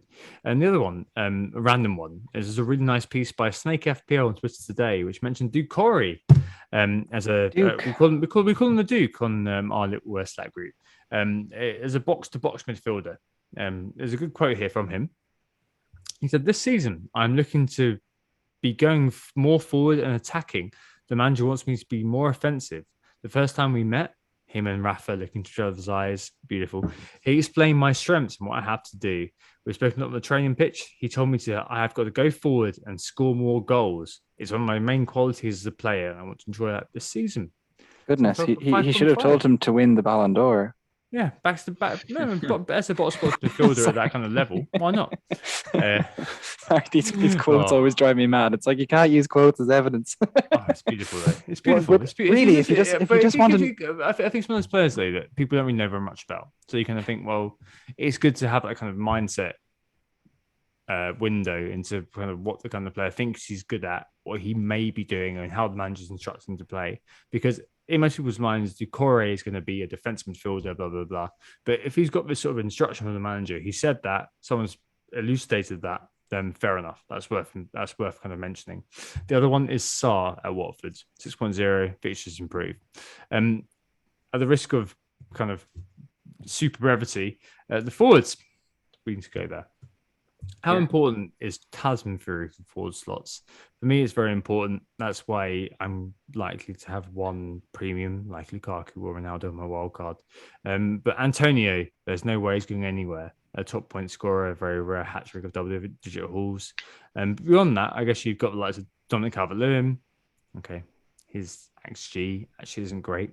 If you have his XG is good, he's second for XG for everything, but of course pens. So without pens, he's actually only fourth. He's been outstatted by lots of Conor Gallagher at Palace, and overall, it's between him and Bamford for me in terms of strikers. So Bamford 7.9, last entry fortunate, etc., etc. Don't really know what's going on with Leeds, but yeah, I mean, the forwards guys. I mean, how important is Tasman theory and what you do? Yeah, I mean, I think it's one of those where if you can identify a talisman at that price, then you're laughing, really. I mean, at the moment, that does look like DCL at Everton. Obviously with him, with the added bonus of pens this season as well. Traditionally for Wolves, it was Jimenez, and he's someone who we really want to be an option at the moment, isn't he? Because that fixture run's brilliant. But yeah, I think if he can, obviously we haven't seen it yet, but if he can kind of reclaim his kind of talisman status for Wolves, then now would be a really good time for him to do it, because he's just dropped in price, and he's and he's just about to go on this amazing run of fixtures. So there are some good ones there. Yeah, like Tom mentioned, Calvert-Lewin, he's of course has pulled out of the England squad with an injury, so it's like we're not even sure if he'll be available in the game that follows this break. Now the classic talisman that we talk about in this area is Callum Wilson, James. You're going to go there? Yeah, tempted? He's a bit of two goals already. It's like we always say, don't watch him. But, the points seem to come. They do. Whenever he's fit, he's quite hard to overlook. I usually do overlook him.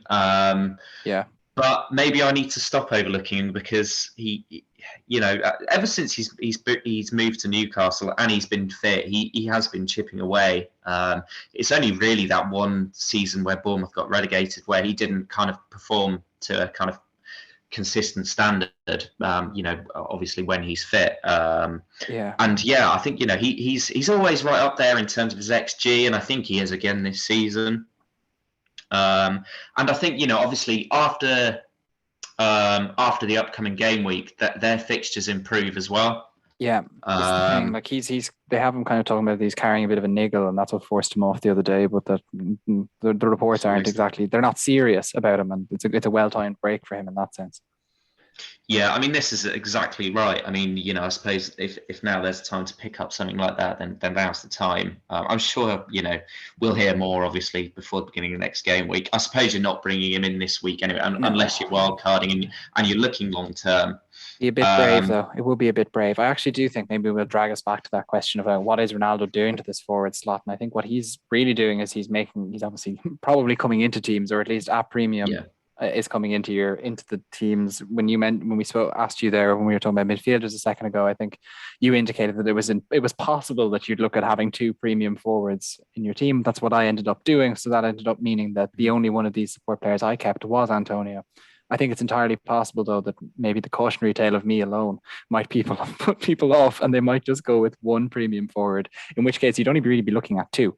And I think really what the premium kind of push has done in general has meant that what was at 1.3 support forwards has now kind of squeezed as low as one, probably two in the main. I mean, there are obviously options here. I mean, Wilson, obviously the fixtures aren't great. That doesn't matter. As Anthony said, pre-season, he's the one who you expect to score against anybody. One stat for you, a ridiculous 70% of Newcastle's XG so far is attributable to Wilson. It's insane. 70%. He's insane. We touched on him, but we didn't have that stat. That's insane. Yeah. And 3 games, obviously, is a very, very, very small sample. Don't attack me, Analytics FC. I know. 17 more games, and then we'll know for sure if he's a talisman this year. This is the thing, is that like there are so many good players in that kind of 8-ish million thing, 7.5 to 8.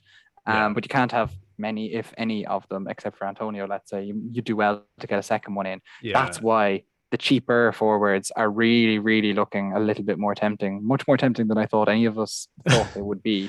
The likes of Dennis at Watford. And that's when you're really that's purely fixtures, isn't it? There's nothing else there. It's also just like who actually starts and has a hope of scoring a goal that's less than 5.5, and like really, there isn't anyone else. Less than 5.5. So that's where he's kind of comes into things. 5.2 right now, so obviously had 2 rises, and then it's Armstrong, really the new Armstrong at Southampton, Adam Armstrong, who has been pretty good so far. He's a goal and assist, could easily have had an assist against United as well. So we could be talking about a player with 3 returns. Instead, we're talking about a 6.0 player with 2 returns so far in his spell at Southampton. Pretty promising, and their fixtures do turn soon. They turn in time for James's wildcard. They do 5 shots per game last season for Blackburn. Yeah, he's definitely an interesting one. I think he's probably underpriced, to be fair. When you look at Shea Adams coming in at 7, and you look at some of the other Championship strikers coming in at 6.5. Armstrong was right up there in the goal scoring charts, wasn't he, last season? And I think he when Southampton get a good run of fixtures, he could. Yeah, I think he's definitely someone I'd be considering. But I mean, I think it's probably worth maybe leaving it a couple of games just to see. But so far, he's adjusted really well, and he's definitely someone I've. I mean, he'd be ahead of Dennis. Yeah, he's sixth for forwards in terms of XG, which, of course, we're talking about 3 games, and some of the forwards even ahead of him, Lukaku, for example, haven't even played as many games as him. But he still has been at least getting, into the right positions. He does look quite good when you're watching. He shoots on sight. That's the thing. He's a volume striker, so you're hoping for something out of huge volume that he puts out. Yeah. One guy, though, Timu Pukki, 5.9 million, ex-Talisman King, Anthony. 2 seasons ago, he was Talisman King. Purely fixtures based, though. I've got no stats to back this up. But I mean, they've got Arsenal game week 4, but lol. Between now and game week 14, which takes us all the way through to the start of December, they only played Chelsea game week 9. But all of those kind of things. So only one bad fixture in the next 11 game weeks to worry about. If he's going to score goals, and we know that last time Puka was in the Premier League, he only scored goals in the first half of the season, it's going to be around now. So he could be one. If you are majoring on Talisman theory, he could be the one that you would look at going for. Anyway, let's move on to our final thing. We're going to nominate 3 top candidates amongst this group of kind of mid-price sort of support players, ever-present glue guys, sort of things of all the positions, just to kind of go for it very quickly, though, because I know we've kind of just got through this. We've had a lot to talk about in the first half of this pod. I'm going to put mine forward and maybe go to you, Jada, afterwards. But mine are 1, Rudiger at Chelsea, right at the top, actually. Leave him there. I think that he could be a really, really good pick. I think that I may be moving him out for sure. We'll talk about Shaw later on. Number 2 is Torres, just because of the potential of what he could be. This could be replayed, 4 weeks down the line when he's not really played any games and Man City have signed somebody. Fair enough. But what I know now, a 7.1 million midfielder being Man City's number 9, perceivably for the year ahead. Wow. And number 3, don't forget about Antonio. Don't be the person who throws the baby out the bathwater on the wild card. I think that it's such an open book with the forwards. We didn't really just get into that too much because of time. But I think that the forwards is quite hard to read at the moment. And I think that Antonio is at the moment doing what we want him to do, more than we want him to do. He's exceeding expectations. So I think that Rudiger, Torres, and Antonio are my 3. James, what do you reckon quickly? Well, yeah, I mean, we've not really spoken about Antonio, have we, so far? But I suppose it's sort of because we didn't really need to. Yeah, it goes without saying, yeah. He does. And I think for that reason, he probably would be number 1 for me at the moment in terms of those mid-price players. He's just, he just really is a beast, isn't he, when he's fit. And if, supposedly he's been working harder on those injuries now, and I mean, who knows if he could stay fit for a prolonged period, then it's quite a kind of scary prospect. So I'll have him at number 1. I'll go with Greenwood at number 2. I think it's got to the point where I do feel like he's playing his way into the team. I know United do have quite a serious number of attacking options now, but how can Ollie possibly drop him at the moment? It doesn't seem like he's been just. You just give him Champions League games and stuff. This is the thing. Yeah. Yeah, and he had some, exit velocity as well. He finished last season, which I think people overlooked as well. He was very good last year. Yeah. Yeah. So I think he's just going from strength to strength. So I think he's, I still think he's a pretty good transfer in. If you don't own him, and even if you're not wildcarding, I still think, with those fixtures coming up, he's great. God, and say third. I can't believe I'm going to say it, but just for now, I might even have Jota there. I know. I'm kind of just normally, because he's someone who I would just avoid, and just I have serious trust issues with him. But I just look at Alan's not going to like that. Yeah. No, he's not. Well, I'm using his own findings here, so he only has himself to blame. But yeah, I think. Yeah, he's someone, I guess assuming Firmino's going to be out for a couple of weeks, I think Jota's got a couple of really good fixtures now to stake his claim. Yeah. And if he does well in those, then there's no reason why he should lose his place, similarly to Greenwood, I suppose. The news coming through that he's out for a while, Firmino. So... Yeah. The thing with Jota, I think, and I'll take on, is that with Jota is that I do feel like Liverpool just aren't as good attacking wise as some of the other attacks are with premium assets in there, and so that's why I feel like go with Jota for now, especially when it looks like he's going to be staying in the team. I didn't think he wouldn't start in game week 3, but as it turns out, he's nailed now, so that helps. But yes, I still actually wouldn't put Jota in this because we're kind of maybe focusing on the nailed aspect of not moving these players on. I think maybe I'd be taking Tom's lead on this and thinking about the players who aren't moving. And so with that in mind, he went for Ruger. I would point to Diaz as my number 1 pick in this slot. I just feel that City defense is so solid, but what Diaz gives you for that little bit more money is a serious goal threat. And it would not be surprising to find him with 5 goals at the end of the season. That's pretty good for a defender who's also going to be churning out clean sheets in pretty much every second game. I know there's a serious irony to me picking a defender first in this when I haven't actually put one of them into my side, but the plan was always to get one in there eventually in a few weeks. But yes. Secondly, I would put Antonio. I feel like he's kind of I don't want to say until. If he gets an injury, he obviously falls out of this, but up until that might happen, he has to be someone that we'll be keeping into our side. West Ham just look too good right now. And thirdly, as long as there isn't any moves, I would say Torres has to be the third one here. It's all for all the arguments that Tom made basically about the fact that he is a seemingly nailed on starting central player in the Man City team. They're only one signing away from that being completely ruined, or Jesus getting a run in the middle and doing well there. But for now, those would be the trio I would choose. No, fair play.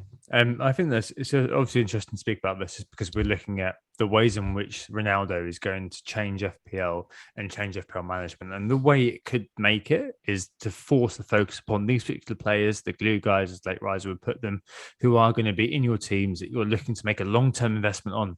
These are all players we've mentioned who are going to be sat there, stuck there, that you're not going to be looking at, hopefully, in terms of making transfers. So hopefully I'll look at them. The way in which we've spoken about them and the way in which we've analysed them is going to be useful to you in terms of how you put your teams together going forward in this new context, in this new FPL environment. All right, take a break here. We'll move on to Ronaldo himself in the correspondence just after this.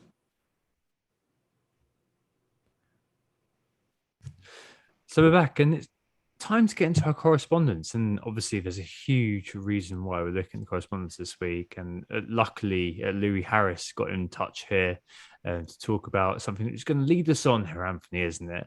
But just give us the correspondence question, because we're always on the lookout for addendums, songs and poems, aren't we?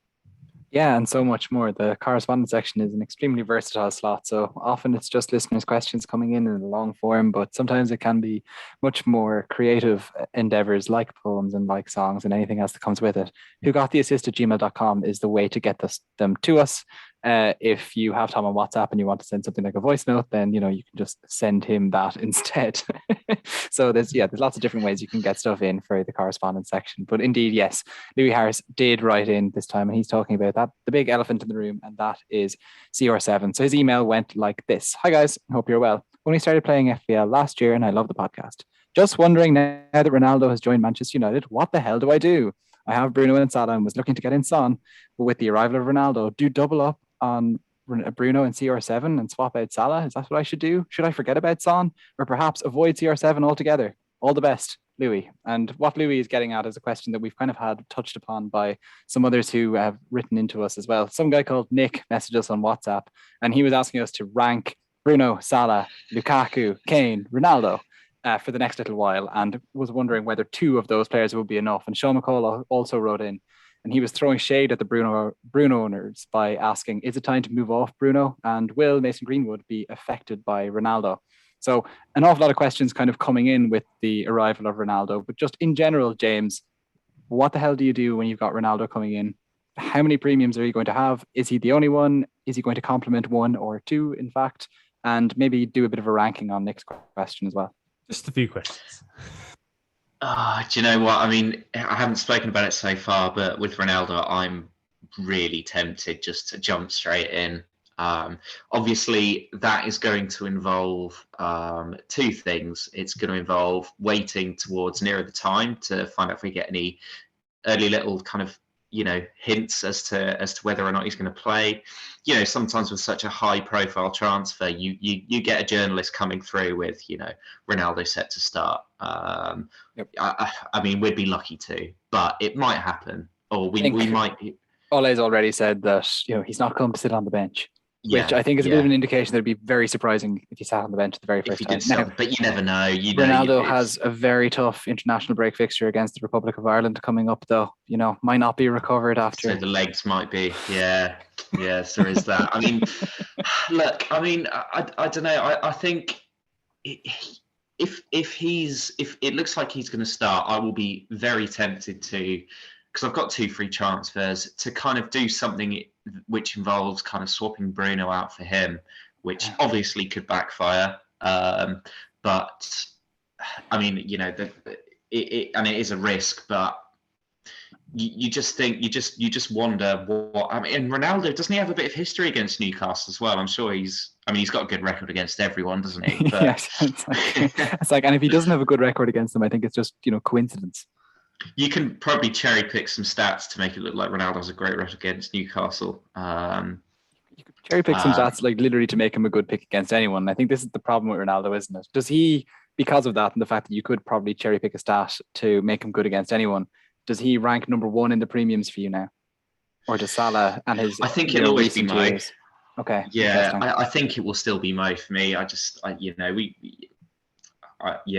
mean, I guess Ronaldo would be higher. He could be higher after a few weeks, but we don't know what this iteration of Ronaldo can do in the Premier League. I have a good feeling. Think the template that Zlatan offered, and I know it's a very changed United team under different management and things, but I think the template that Zlatan offered us, where an older central player who isn't all that mobile except in short bursts comes in and hogs chances, that final possession for his team. I think that's why he knocks Bruno down in terms of interest. And for me, I know you've mentioned Mason Greenwood already and we've talked about him, so we won't go too much into Sean McCall's question on that.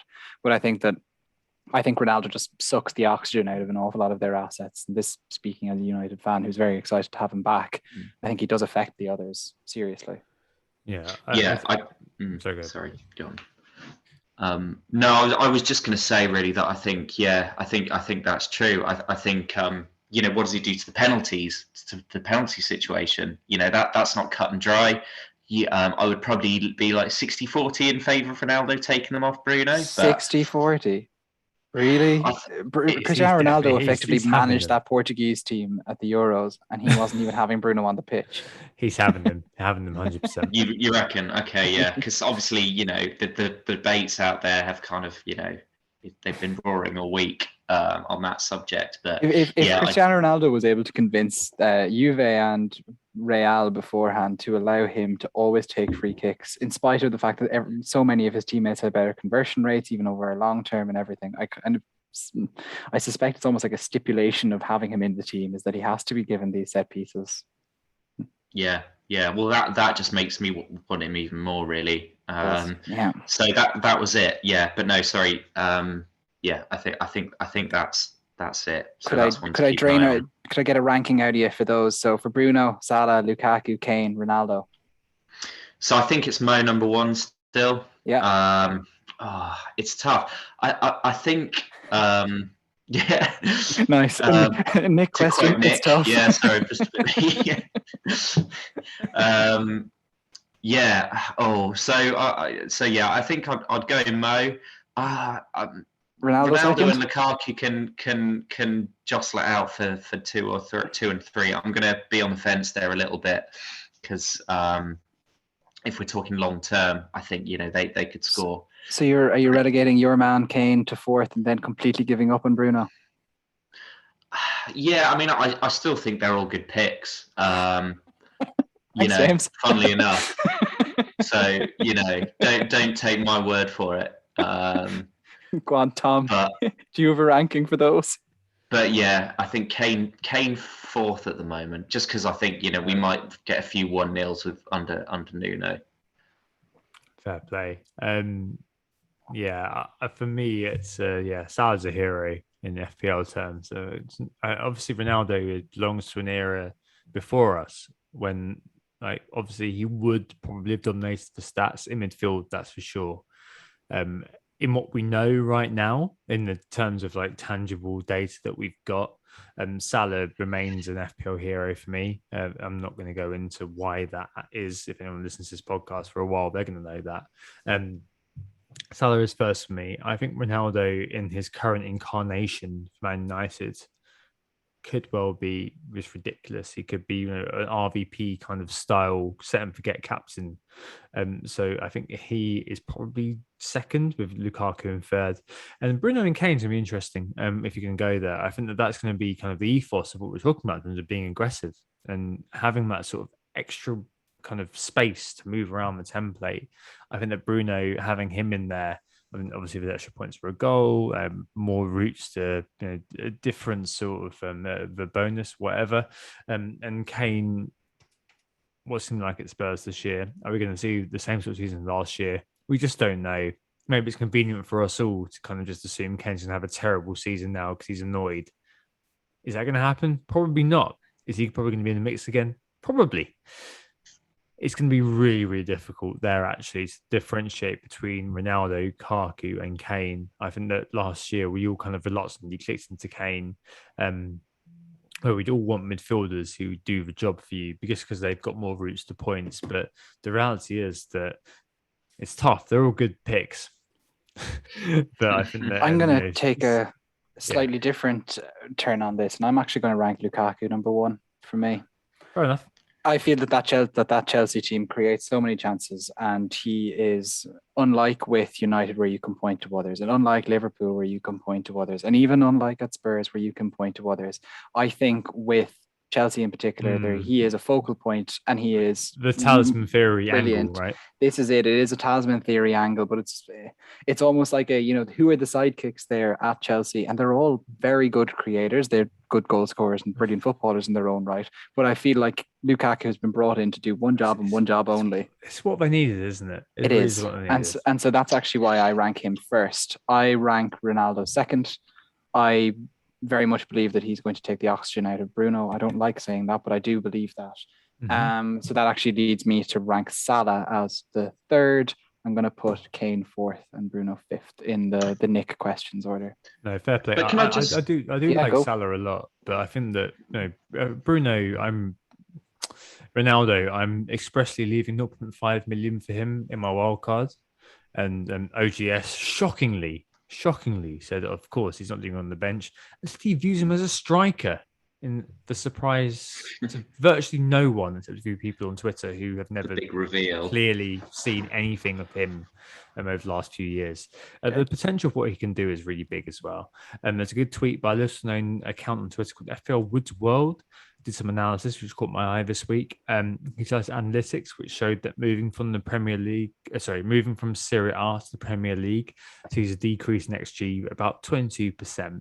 So his Ronaldo's average XG in Serie A was 25.3. That breaks down to 19.73 in the Premier League. But he's overperformed the last few years. So that means you add an extra 1.7 XG as a kind of a mean addition of his overperformance over the last few years, which gives you 21.3 XG is what they expect from Ronaldo this year, looking at the past few years. Kazza FPL as well on Twitter put up his non-penalty XG data over the last few years for Juventus. But that 21.3 XG basically would put him level with Salah last year in terms of him being top of XG. I think all in all, he could be an absolute monster. It's just going to be goals. There's not going to be many assists in there because it's Ronaldo. But make no mistake about it, though. There will likely be a lot of them in a way that we can count on as well. I mean, also captain, maybe. And Anthony's points about Lukaku, huge. I think Lukaku as an individual could be absolutely fantastic. And from Gameweek 7 onwards, if you don't own Lukaku, I think you could be buried very, very quickly. But Ronaldo-wise, will he be hugely owned? He definitely will. I think that probably is the key one to kind of just say there. And I completely agree as well that Bruno probably may have a bit of an oxygen starve about him. But I could see why you keep him, now if you were, obviously if you're not wildcarding, that's pretty clear. If you are wildcarding, I could see why you could keep him with Newcastle next and a really decent chance based 90 minutes. But yeah, overall, I mean, he's quite low on my listing of the top 5 in terms of the premiums. Before I round out the section, James, you were going to say something on Ronaldo, I think, before Tom started talking. Well, no, I was just going to ask because obviously Nick's question was talking specifically about the next 5. With that in mind, Anthony, would you still have Lukaku number 1, even considering he's got a couple of tough fixtures coming up after Villa? This is the thing. Yeah, I feel like the Villa fixture number 1 is a particularly good start there, especially with Emi Martinez still going to be in quarantine at that point. So that Villa game, haven't been that great defensively so far anyway. The Spurs match, I suspect that the fact that they have 3 clean sheets so far shouldn't put me off. I don't know if you would disagree with me in that, James. Yeah, I mean, the City game, big player for a big game. Then it's Southampton and Brentford. So I'm actually not that concerned about those fixtures. And kind of when I got Lukaku in, I wasn't concerned at all. Chelsea were very, very good against Liverpool in the time that they had 11 men on the pitch. And they were very, very good in a different way when they had 10 men on the pitch. And Lukaku, it didn't work out on the day. But depending on what you look at, he had a 0.2 something or a 0.4 XG, depending on which website you go to.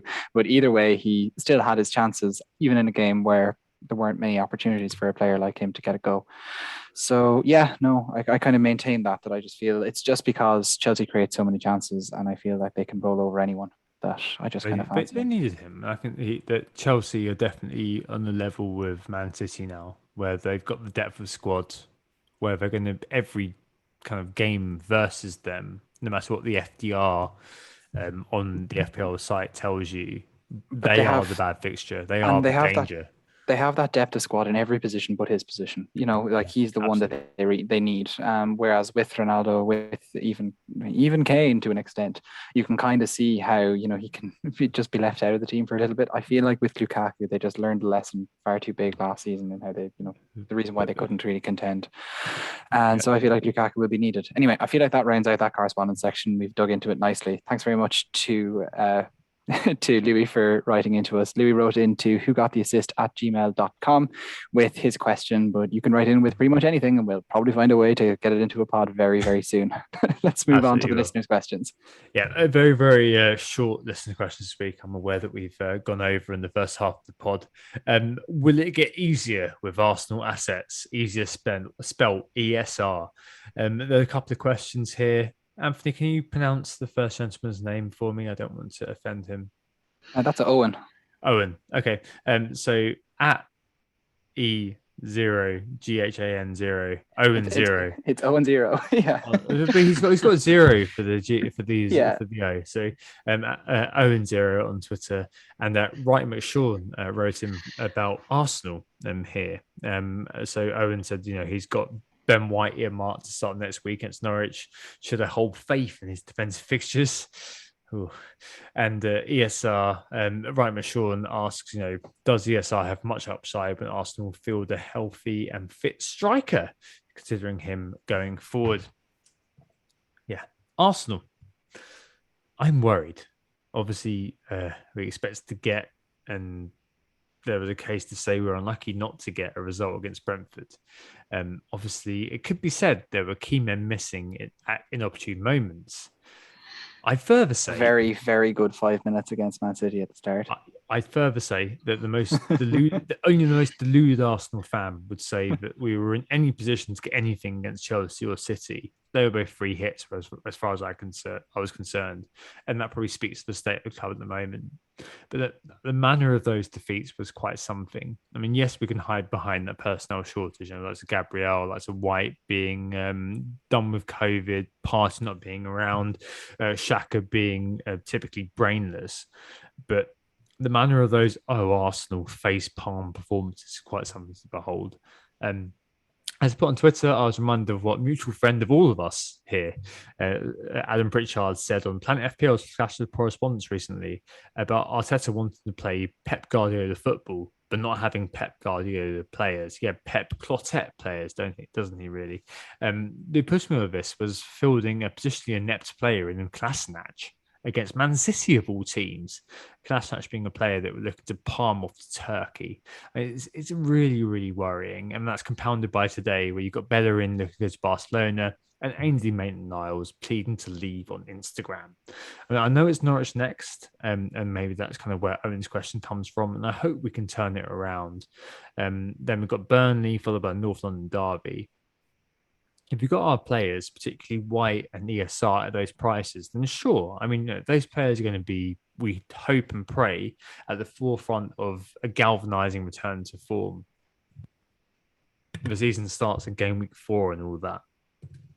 But, I mean, as I said with Tierney earlier on, my worry is that I'm not too sure where this is going to go. I feel like it's a bit of a poison bowl now at the Emirates. So the whole situation on the club is very poisonous.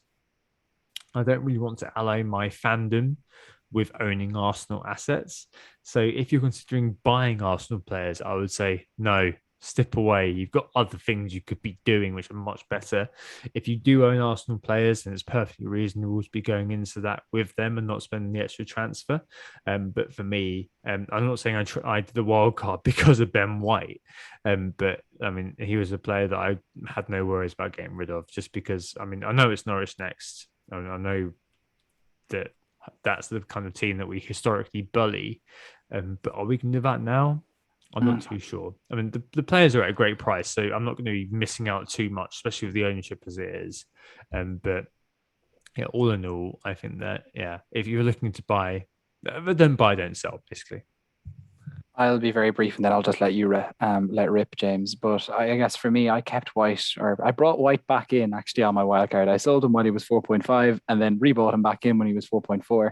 The logic behind that was basically because I think that at 4.4 and less, there aren't many defenders outside of, let's say, Livramento who I would have been interested in. And so I decided, you know what, let's stick him back in, and Arsenal have a few good fixtures and something might go right for them eventually.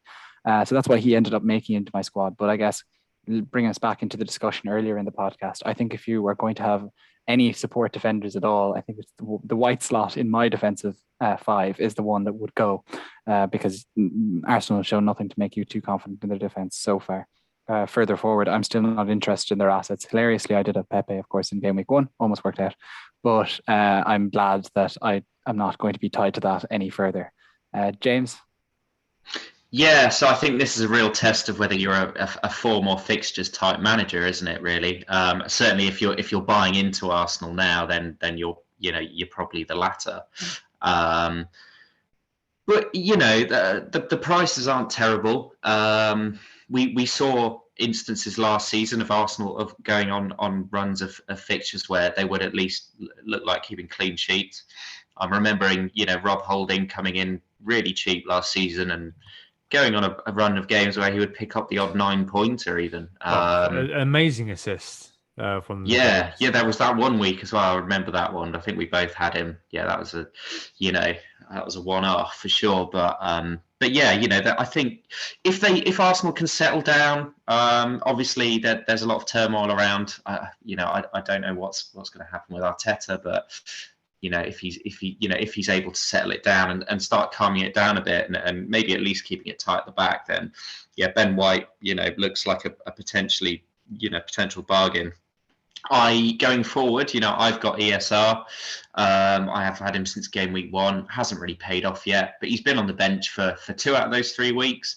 And I'm hoping that he's shown some promise. I think in those well, maybe not so much last game, but certainly game week 2. I think his data was okay. In fairness, it was even ESR who was the one who closed down Ederson that almost in a different world might have had the ball find its way into the net. FIFA tackle it into the net. But against Brentford, he was certainly the Arsenal player that kind of stood out a mile as well. So that makes me hopeful that I'm not going to get into the whole debate about whether Odegaard means I'm not going to poke that hornet's nest. But I think that I feel I'm going to be starting him for the first time since game week 1 against Norwich because why wouldn't I?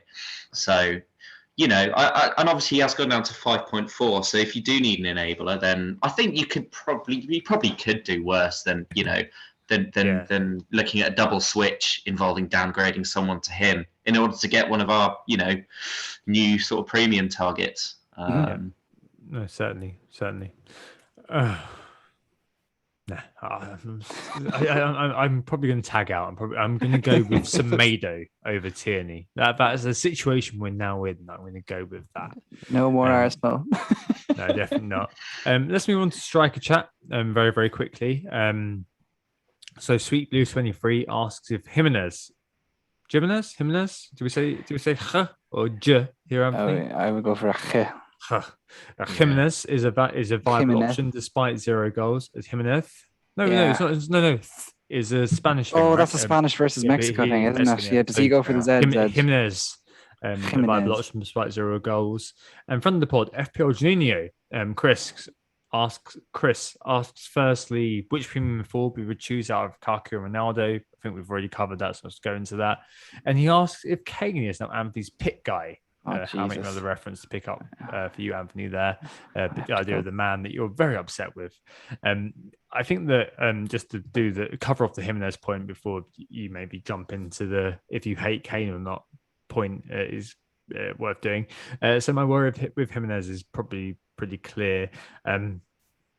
He's actually second for shots this season on the strikers with 12, but just 1 taken the first 20 minutes versus United was actually on target. His XG is 0.66, so 12 shots, 0.66 XG. Probably tells you what you need to know. The guy's a bit rusty, I think. And he used to be all about converting those sole chances. It's not quite happening. The Wolves are creating, but I worry about Jimenez's role in terms of that attack. There's lots of very tidy link-up play, which we saw this game week at United as well. But is there much more than that? I mean, obviously the fixtures are well worth looking at. Watford, Brentford, Saints, Newcastle are mentioned. But I just fancy Antonio, Calvert-Lewin and Bamford ahead of him currently. But Anthony, do you hate Kane? No. I had to look up pit guy there on Urban Dictionary. Is the person who you would put at the bottom of the pit, Silence of the Lambs style, popularized by How I Met Your Mother. And I was like, what sort of definition gives me another reference? I'm illiterate when it comes to references. I've not seen Silence of the Lambs either, so I'm still lost. But no, Kane, no, I don't. I think he'll stay in my team for another week. That'll be transfers and captains. We'll get to that in a second. But no. It's just one of those things. I guess James very much talked about it enough earlier that he is someone who just frustrates you with a blank and then scores and somehow finds his way to 20 plus goals in the season, finds his way to 200 plus points in FPL. And sometimes you get the points and sometimes you don't get the points and you just got to take with the punches. The thing is that maybe I'd hate Kane if the rest of my team did well, but his captaincy cost me. But the fact that literally 10 of my players blanked and Antonio, so it means that like how can I hate him? I'd have to hate everyone. Unhated by the fact that everybody else routinely failed. Yep. All right. Final question this week. Wildcard party time. Karam Tizer, friend of the pod via WhatsApp. Yeah, he's got my number. Asked if this international break is the perfect time to be wildcarding with Lukaku and Ronaldo hanging about, Kane staying at Spurs. Does that all prompt a reshuffle? A nice segue to the transfers and captains, because obviously I've wildcarded. Hello. So I hadn't met a bit of a mare team before. This is not the worst team in the world, but I have wildcarded since. Just to go through kind of why I've done so. It's a bit of an investment behavior overall. So it's a long-term and medium-term thing and a short-term thing. But the long-term is always clear. I wanted the wild card, as J. said earlier, around kind of game week 7, game week 8. That was always the time I kind of looked at it. And for me, the medium term, I always thought it was a bit more straightforward. Just kind of ride those transfers, make it all work until game week 7. And I rolled the transfers this week, which is a bit weird to wild card into having 2 free transfers. But I'm doing the analysis last night, and that is Sunday night, given when we're recording. I thought it was worth doing. Also, Anthony, I know it didn't quite work out for you this week, but you're unlucky in many ways, as discussed. But Anthony kind of planted the seed last week with the impact the early wildcard had for many. I spoke to a couple of people in DM this week, Tom FPL Physio, I spoke to this morning, for example. I'll basically tell you what I told him.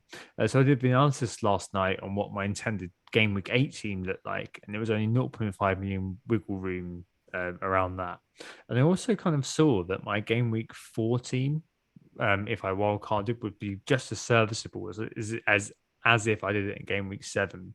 So it kind of worked out as being a bit of a kind of a long-term sort of investment. Then I got a barrage of tweets, so I kind of did a tweet about it. But I guess one thing that I did right on that is that I think wildcarding is quite an emotive issue as well. Like, there's lots of dismissal going on early. I've certainly been that guy. I've been that guy going, oh, look what that guy's done. Oh, he's panicked. He's lost it. That FPL stag is wildcarded in game week 2. That FPL stag who was at that point, like, what, 12 or 13 points ahead of you, but yeah. Yeah. I don't think I've got it all. I've got to look at blind spot bias and think, obviously I kind of know that I'm not going to be able to encompass everything.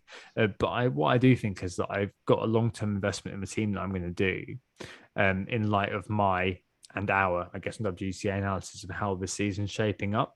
And this translates in the team I've got here. So I've got the Watford double up in nets. I mean, J. also got Backman and Foster, but Backman 7 saves versus Spurs. Piqued my interest because their fixtures brighten up considerably after this.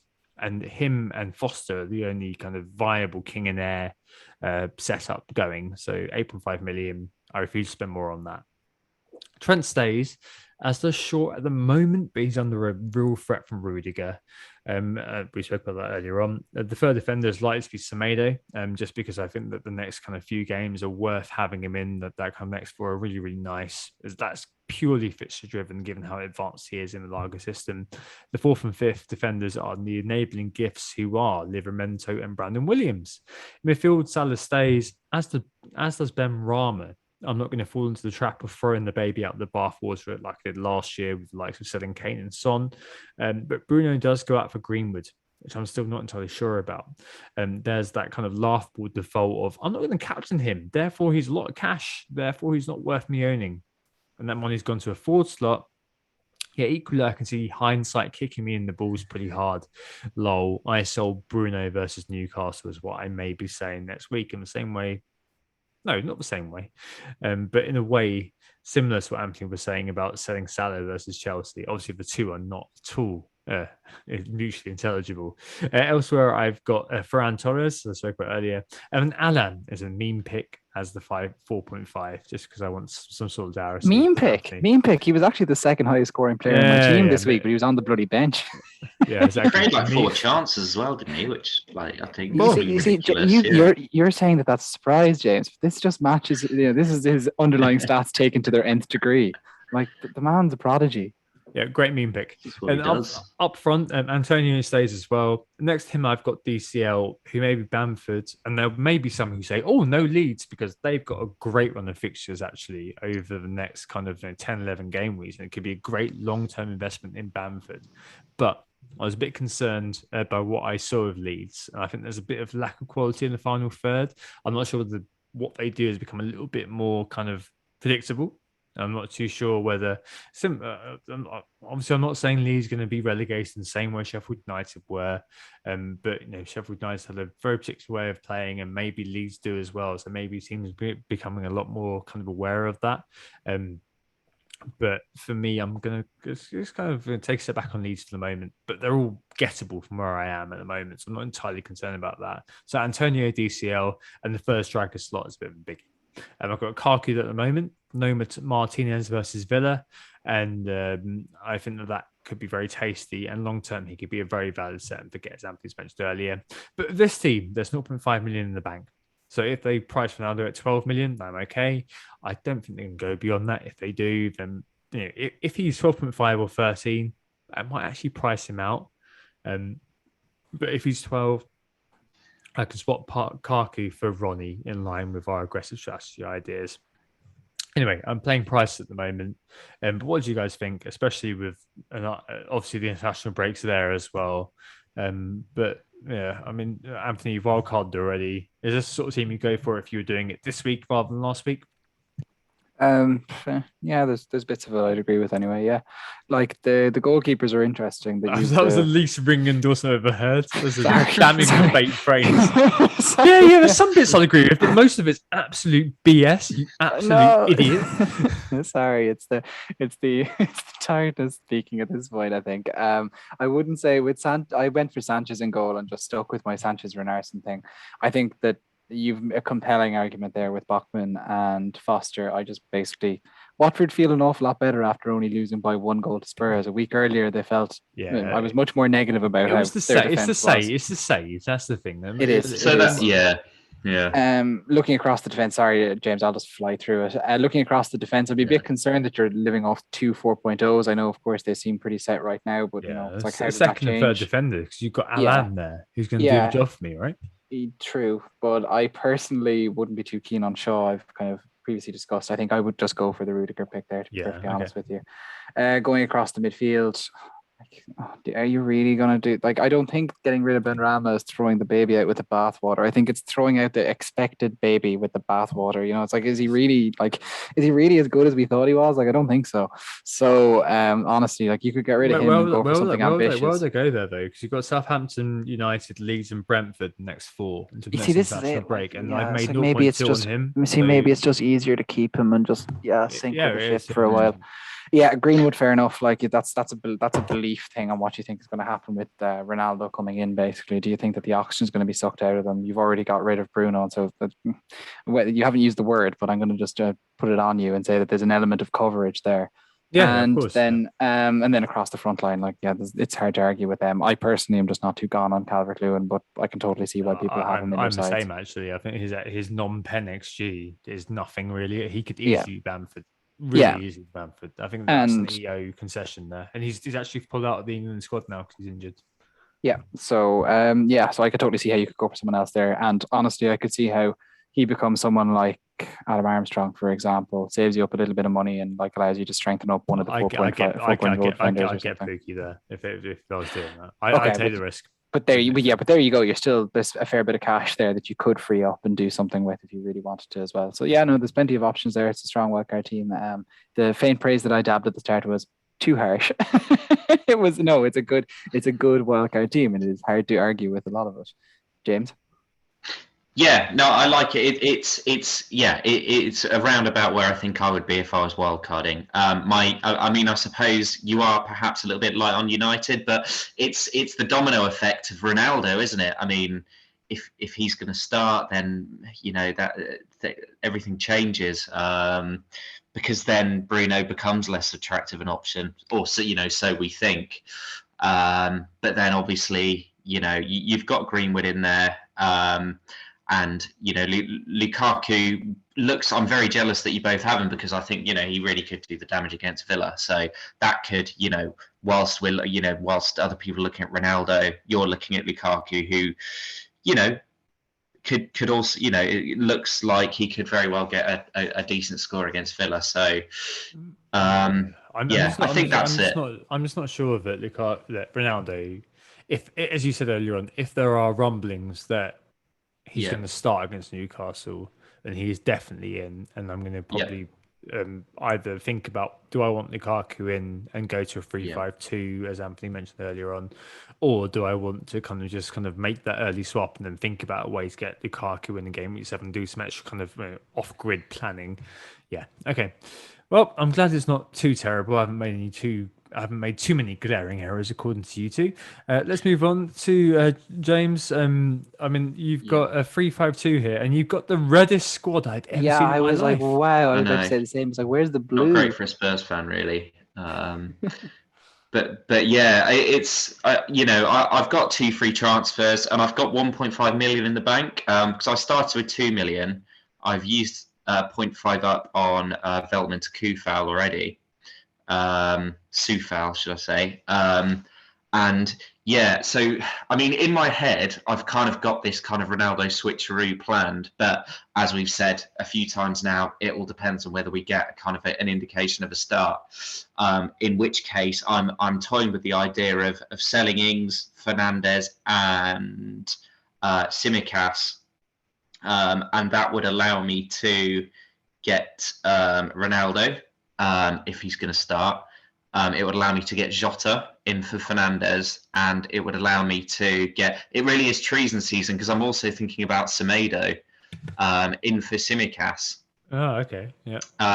Which would, it would give me a bit of a benching headache, because, I'd be benching one of Benrahma, Smith Rowe, Kufal, done it again, Sufal, or Semedo. So that would obviously buy me a benching headache, which I don't like having at all. But I do think those are 3 pretty strong players to be bringing in: Ronaldo, Jota, Semedo. Inarguably very, very good. Not much else to say. Fair enough. And finally, Anthony, you're going to just say F you to everybody and roll it, I believe. It's tempting me anyway, but come back to me when we get something about Ronaldo days before game week 4. But as it stands right now, I'll go ahead with Sanchez in goal, across the back line, Sufal, Cody, and probably actually White, which means I'll be benching Ayling and Livramento.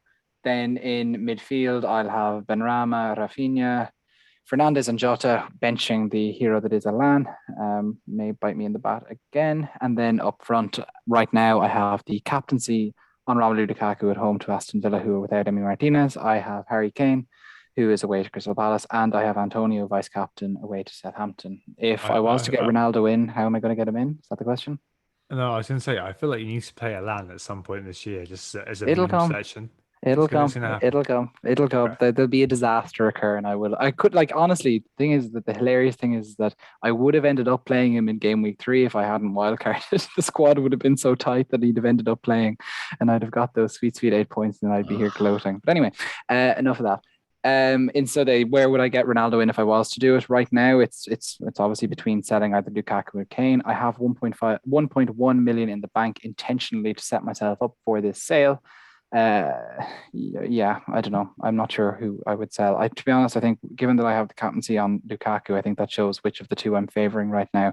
So it would probably be Kane who'd be getting the boot, but that's not because I'm putting him in any pit, as Chris' question asked earlier. It's just because I would just be trying to get Ronaldo in. It's a strong squad. This would mean I would go into that game with both Ronaldo and Bruno, it feels excessive, but there was going to be a 1 week period where I would have both of them, and I was okay with that. And it might turn out to be, hilariously great as they both assisted and scored for each other. But whatever, that's where we are right now. But there is a strong temptation to just do nothing and just stick with it, because I kind of feel like sometimes you can go into a panic zone after a bad wildcard or just after a bad game week and start to try and change things, and then find that the team that you'd given trust in a week earlier just finds its way back. completely, horse crap in terms of like there's no statistical basis to this, but this is just one of these things that I've observed over time, and I don't want to just you don't be just get too frustrated and rash. This is it. But at the end of the day, if there are changes to make, you should make. Right. I think that probably is it, isn't it, Anthony? Yes, indeed. Yeah. Thanks so much, everyone, for listening. We were Who Got the Assist. We would greatly appreciate if you could leave a 5-star review if you liked what you heard. If you want to see us rather than listening to us, we are on YouTube. The video will never replace the audio, but certainly does supplement the audio at times. So I think you may enjoy that. Correspondence, if you want to send it in, whogottheassist@gmail.com with your poems, addendums, questions, anything there might be. Thanks very much, James, for joining us today. Yeah, no, thanks very much for having me on, guys, and giving me my podcasting debut. It's been very enjoyable, and hopefully, be on again soon. Yeah, and if you want to hear James's tweets, you can't hear his tweets; they're not that good. But if you want to read his tweets, you'll find them at FPL_JQ. Yeah, thanks so much for coming on, Jay. Very good to have you on. We hope to assist you ahead of Game Week 4. Really enjoy that international break. Take some time to self-care. FPL faster this week. Why is FPL so effing S? The reality is that it's good to take when there's an opportunity to take the time, just take a chill away from the game. Take the time to watch Ireland play internationals against Portugal, Azerbaijan, and Serbia. Let's not watch those 1-1s, but let's 1-1. That means we score in 3 games. Unbelievable. but overall, hopefully you've enjoyed the start of the season, and we'll be here for us the season overall. But enjoy the international break. We'll be back after Game Week 4. All the best, and speak to you very, very soon. Goodbye. Ciao. Thanks very much.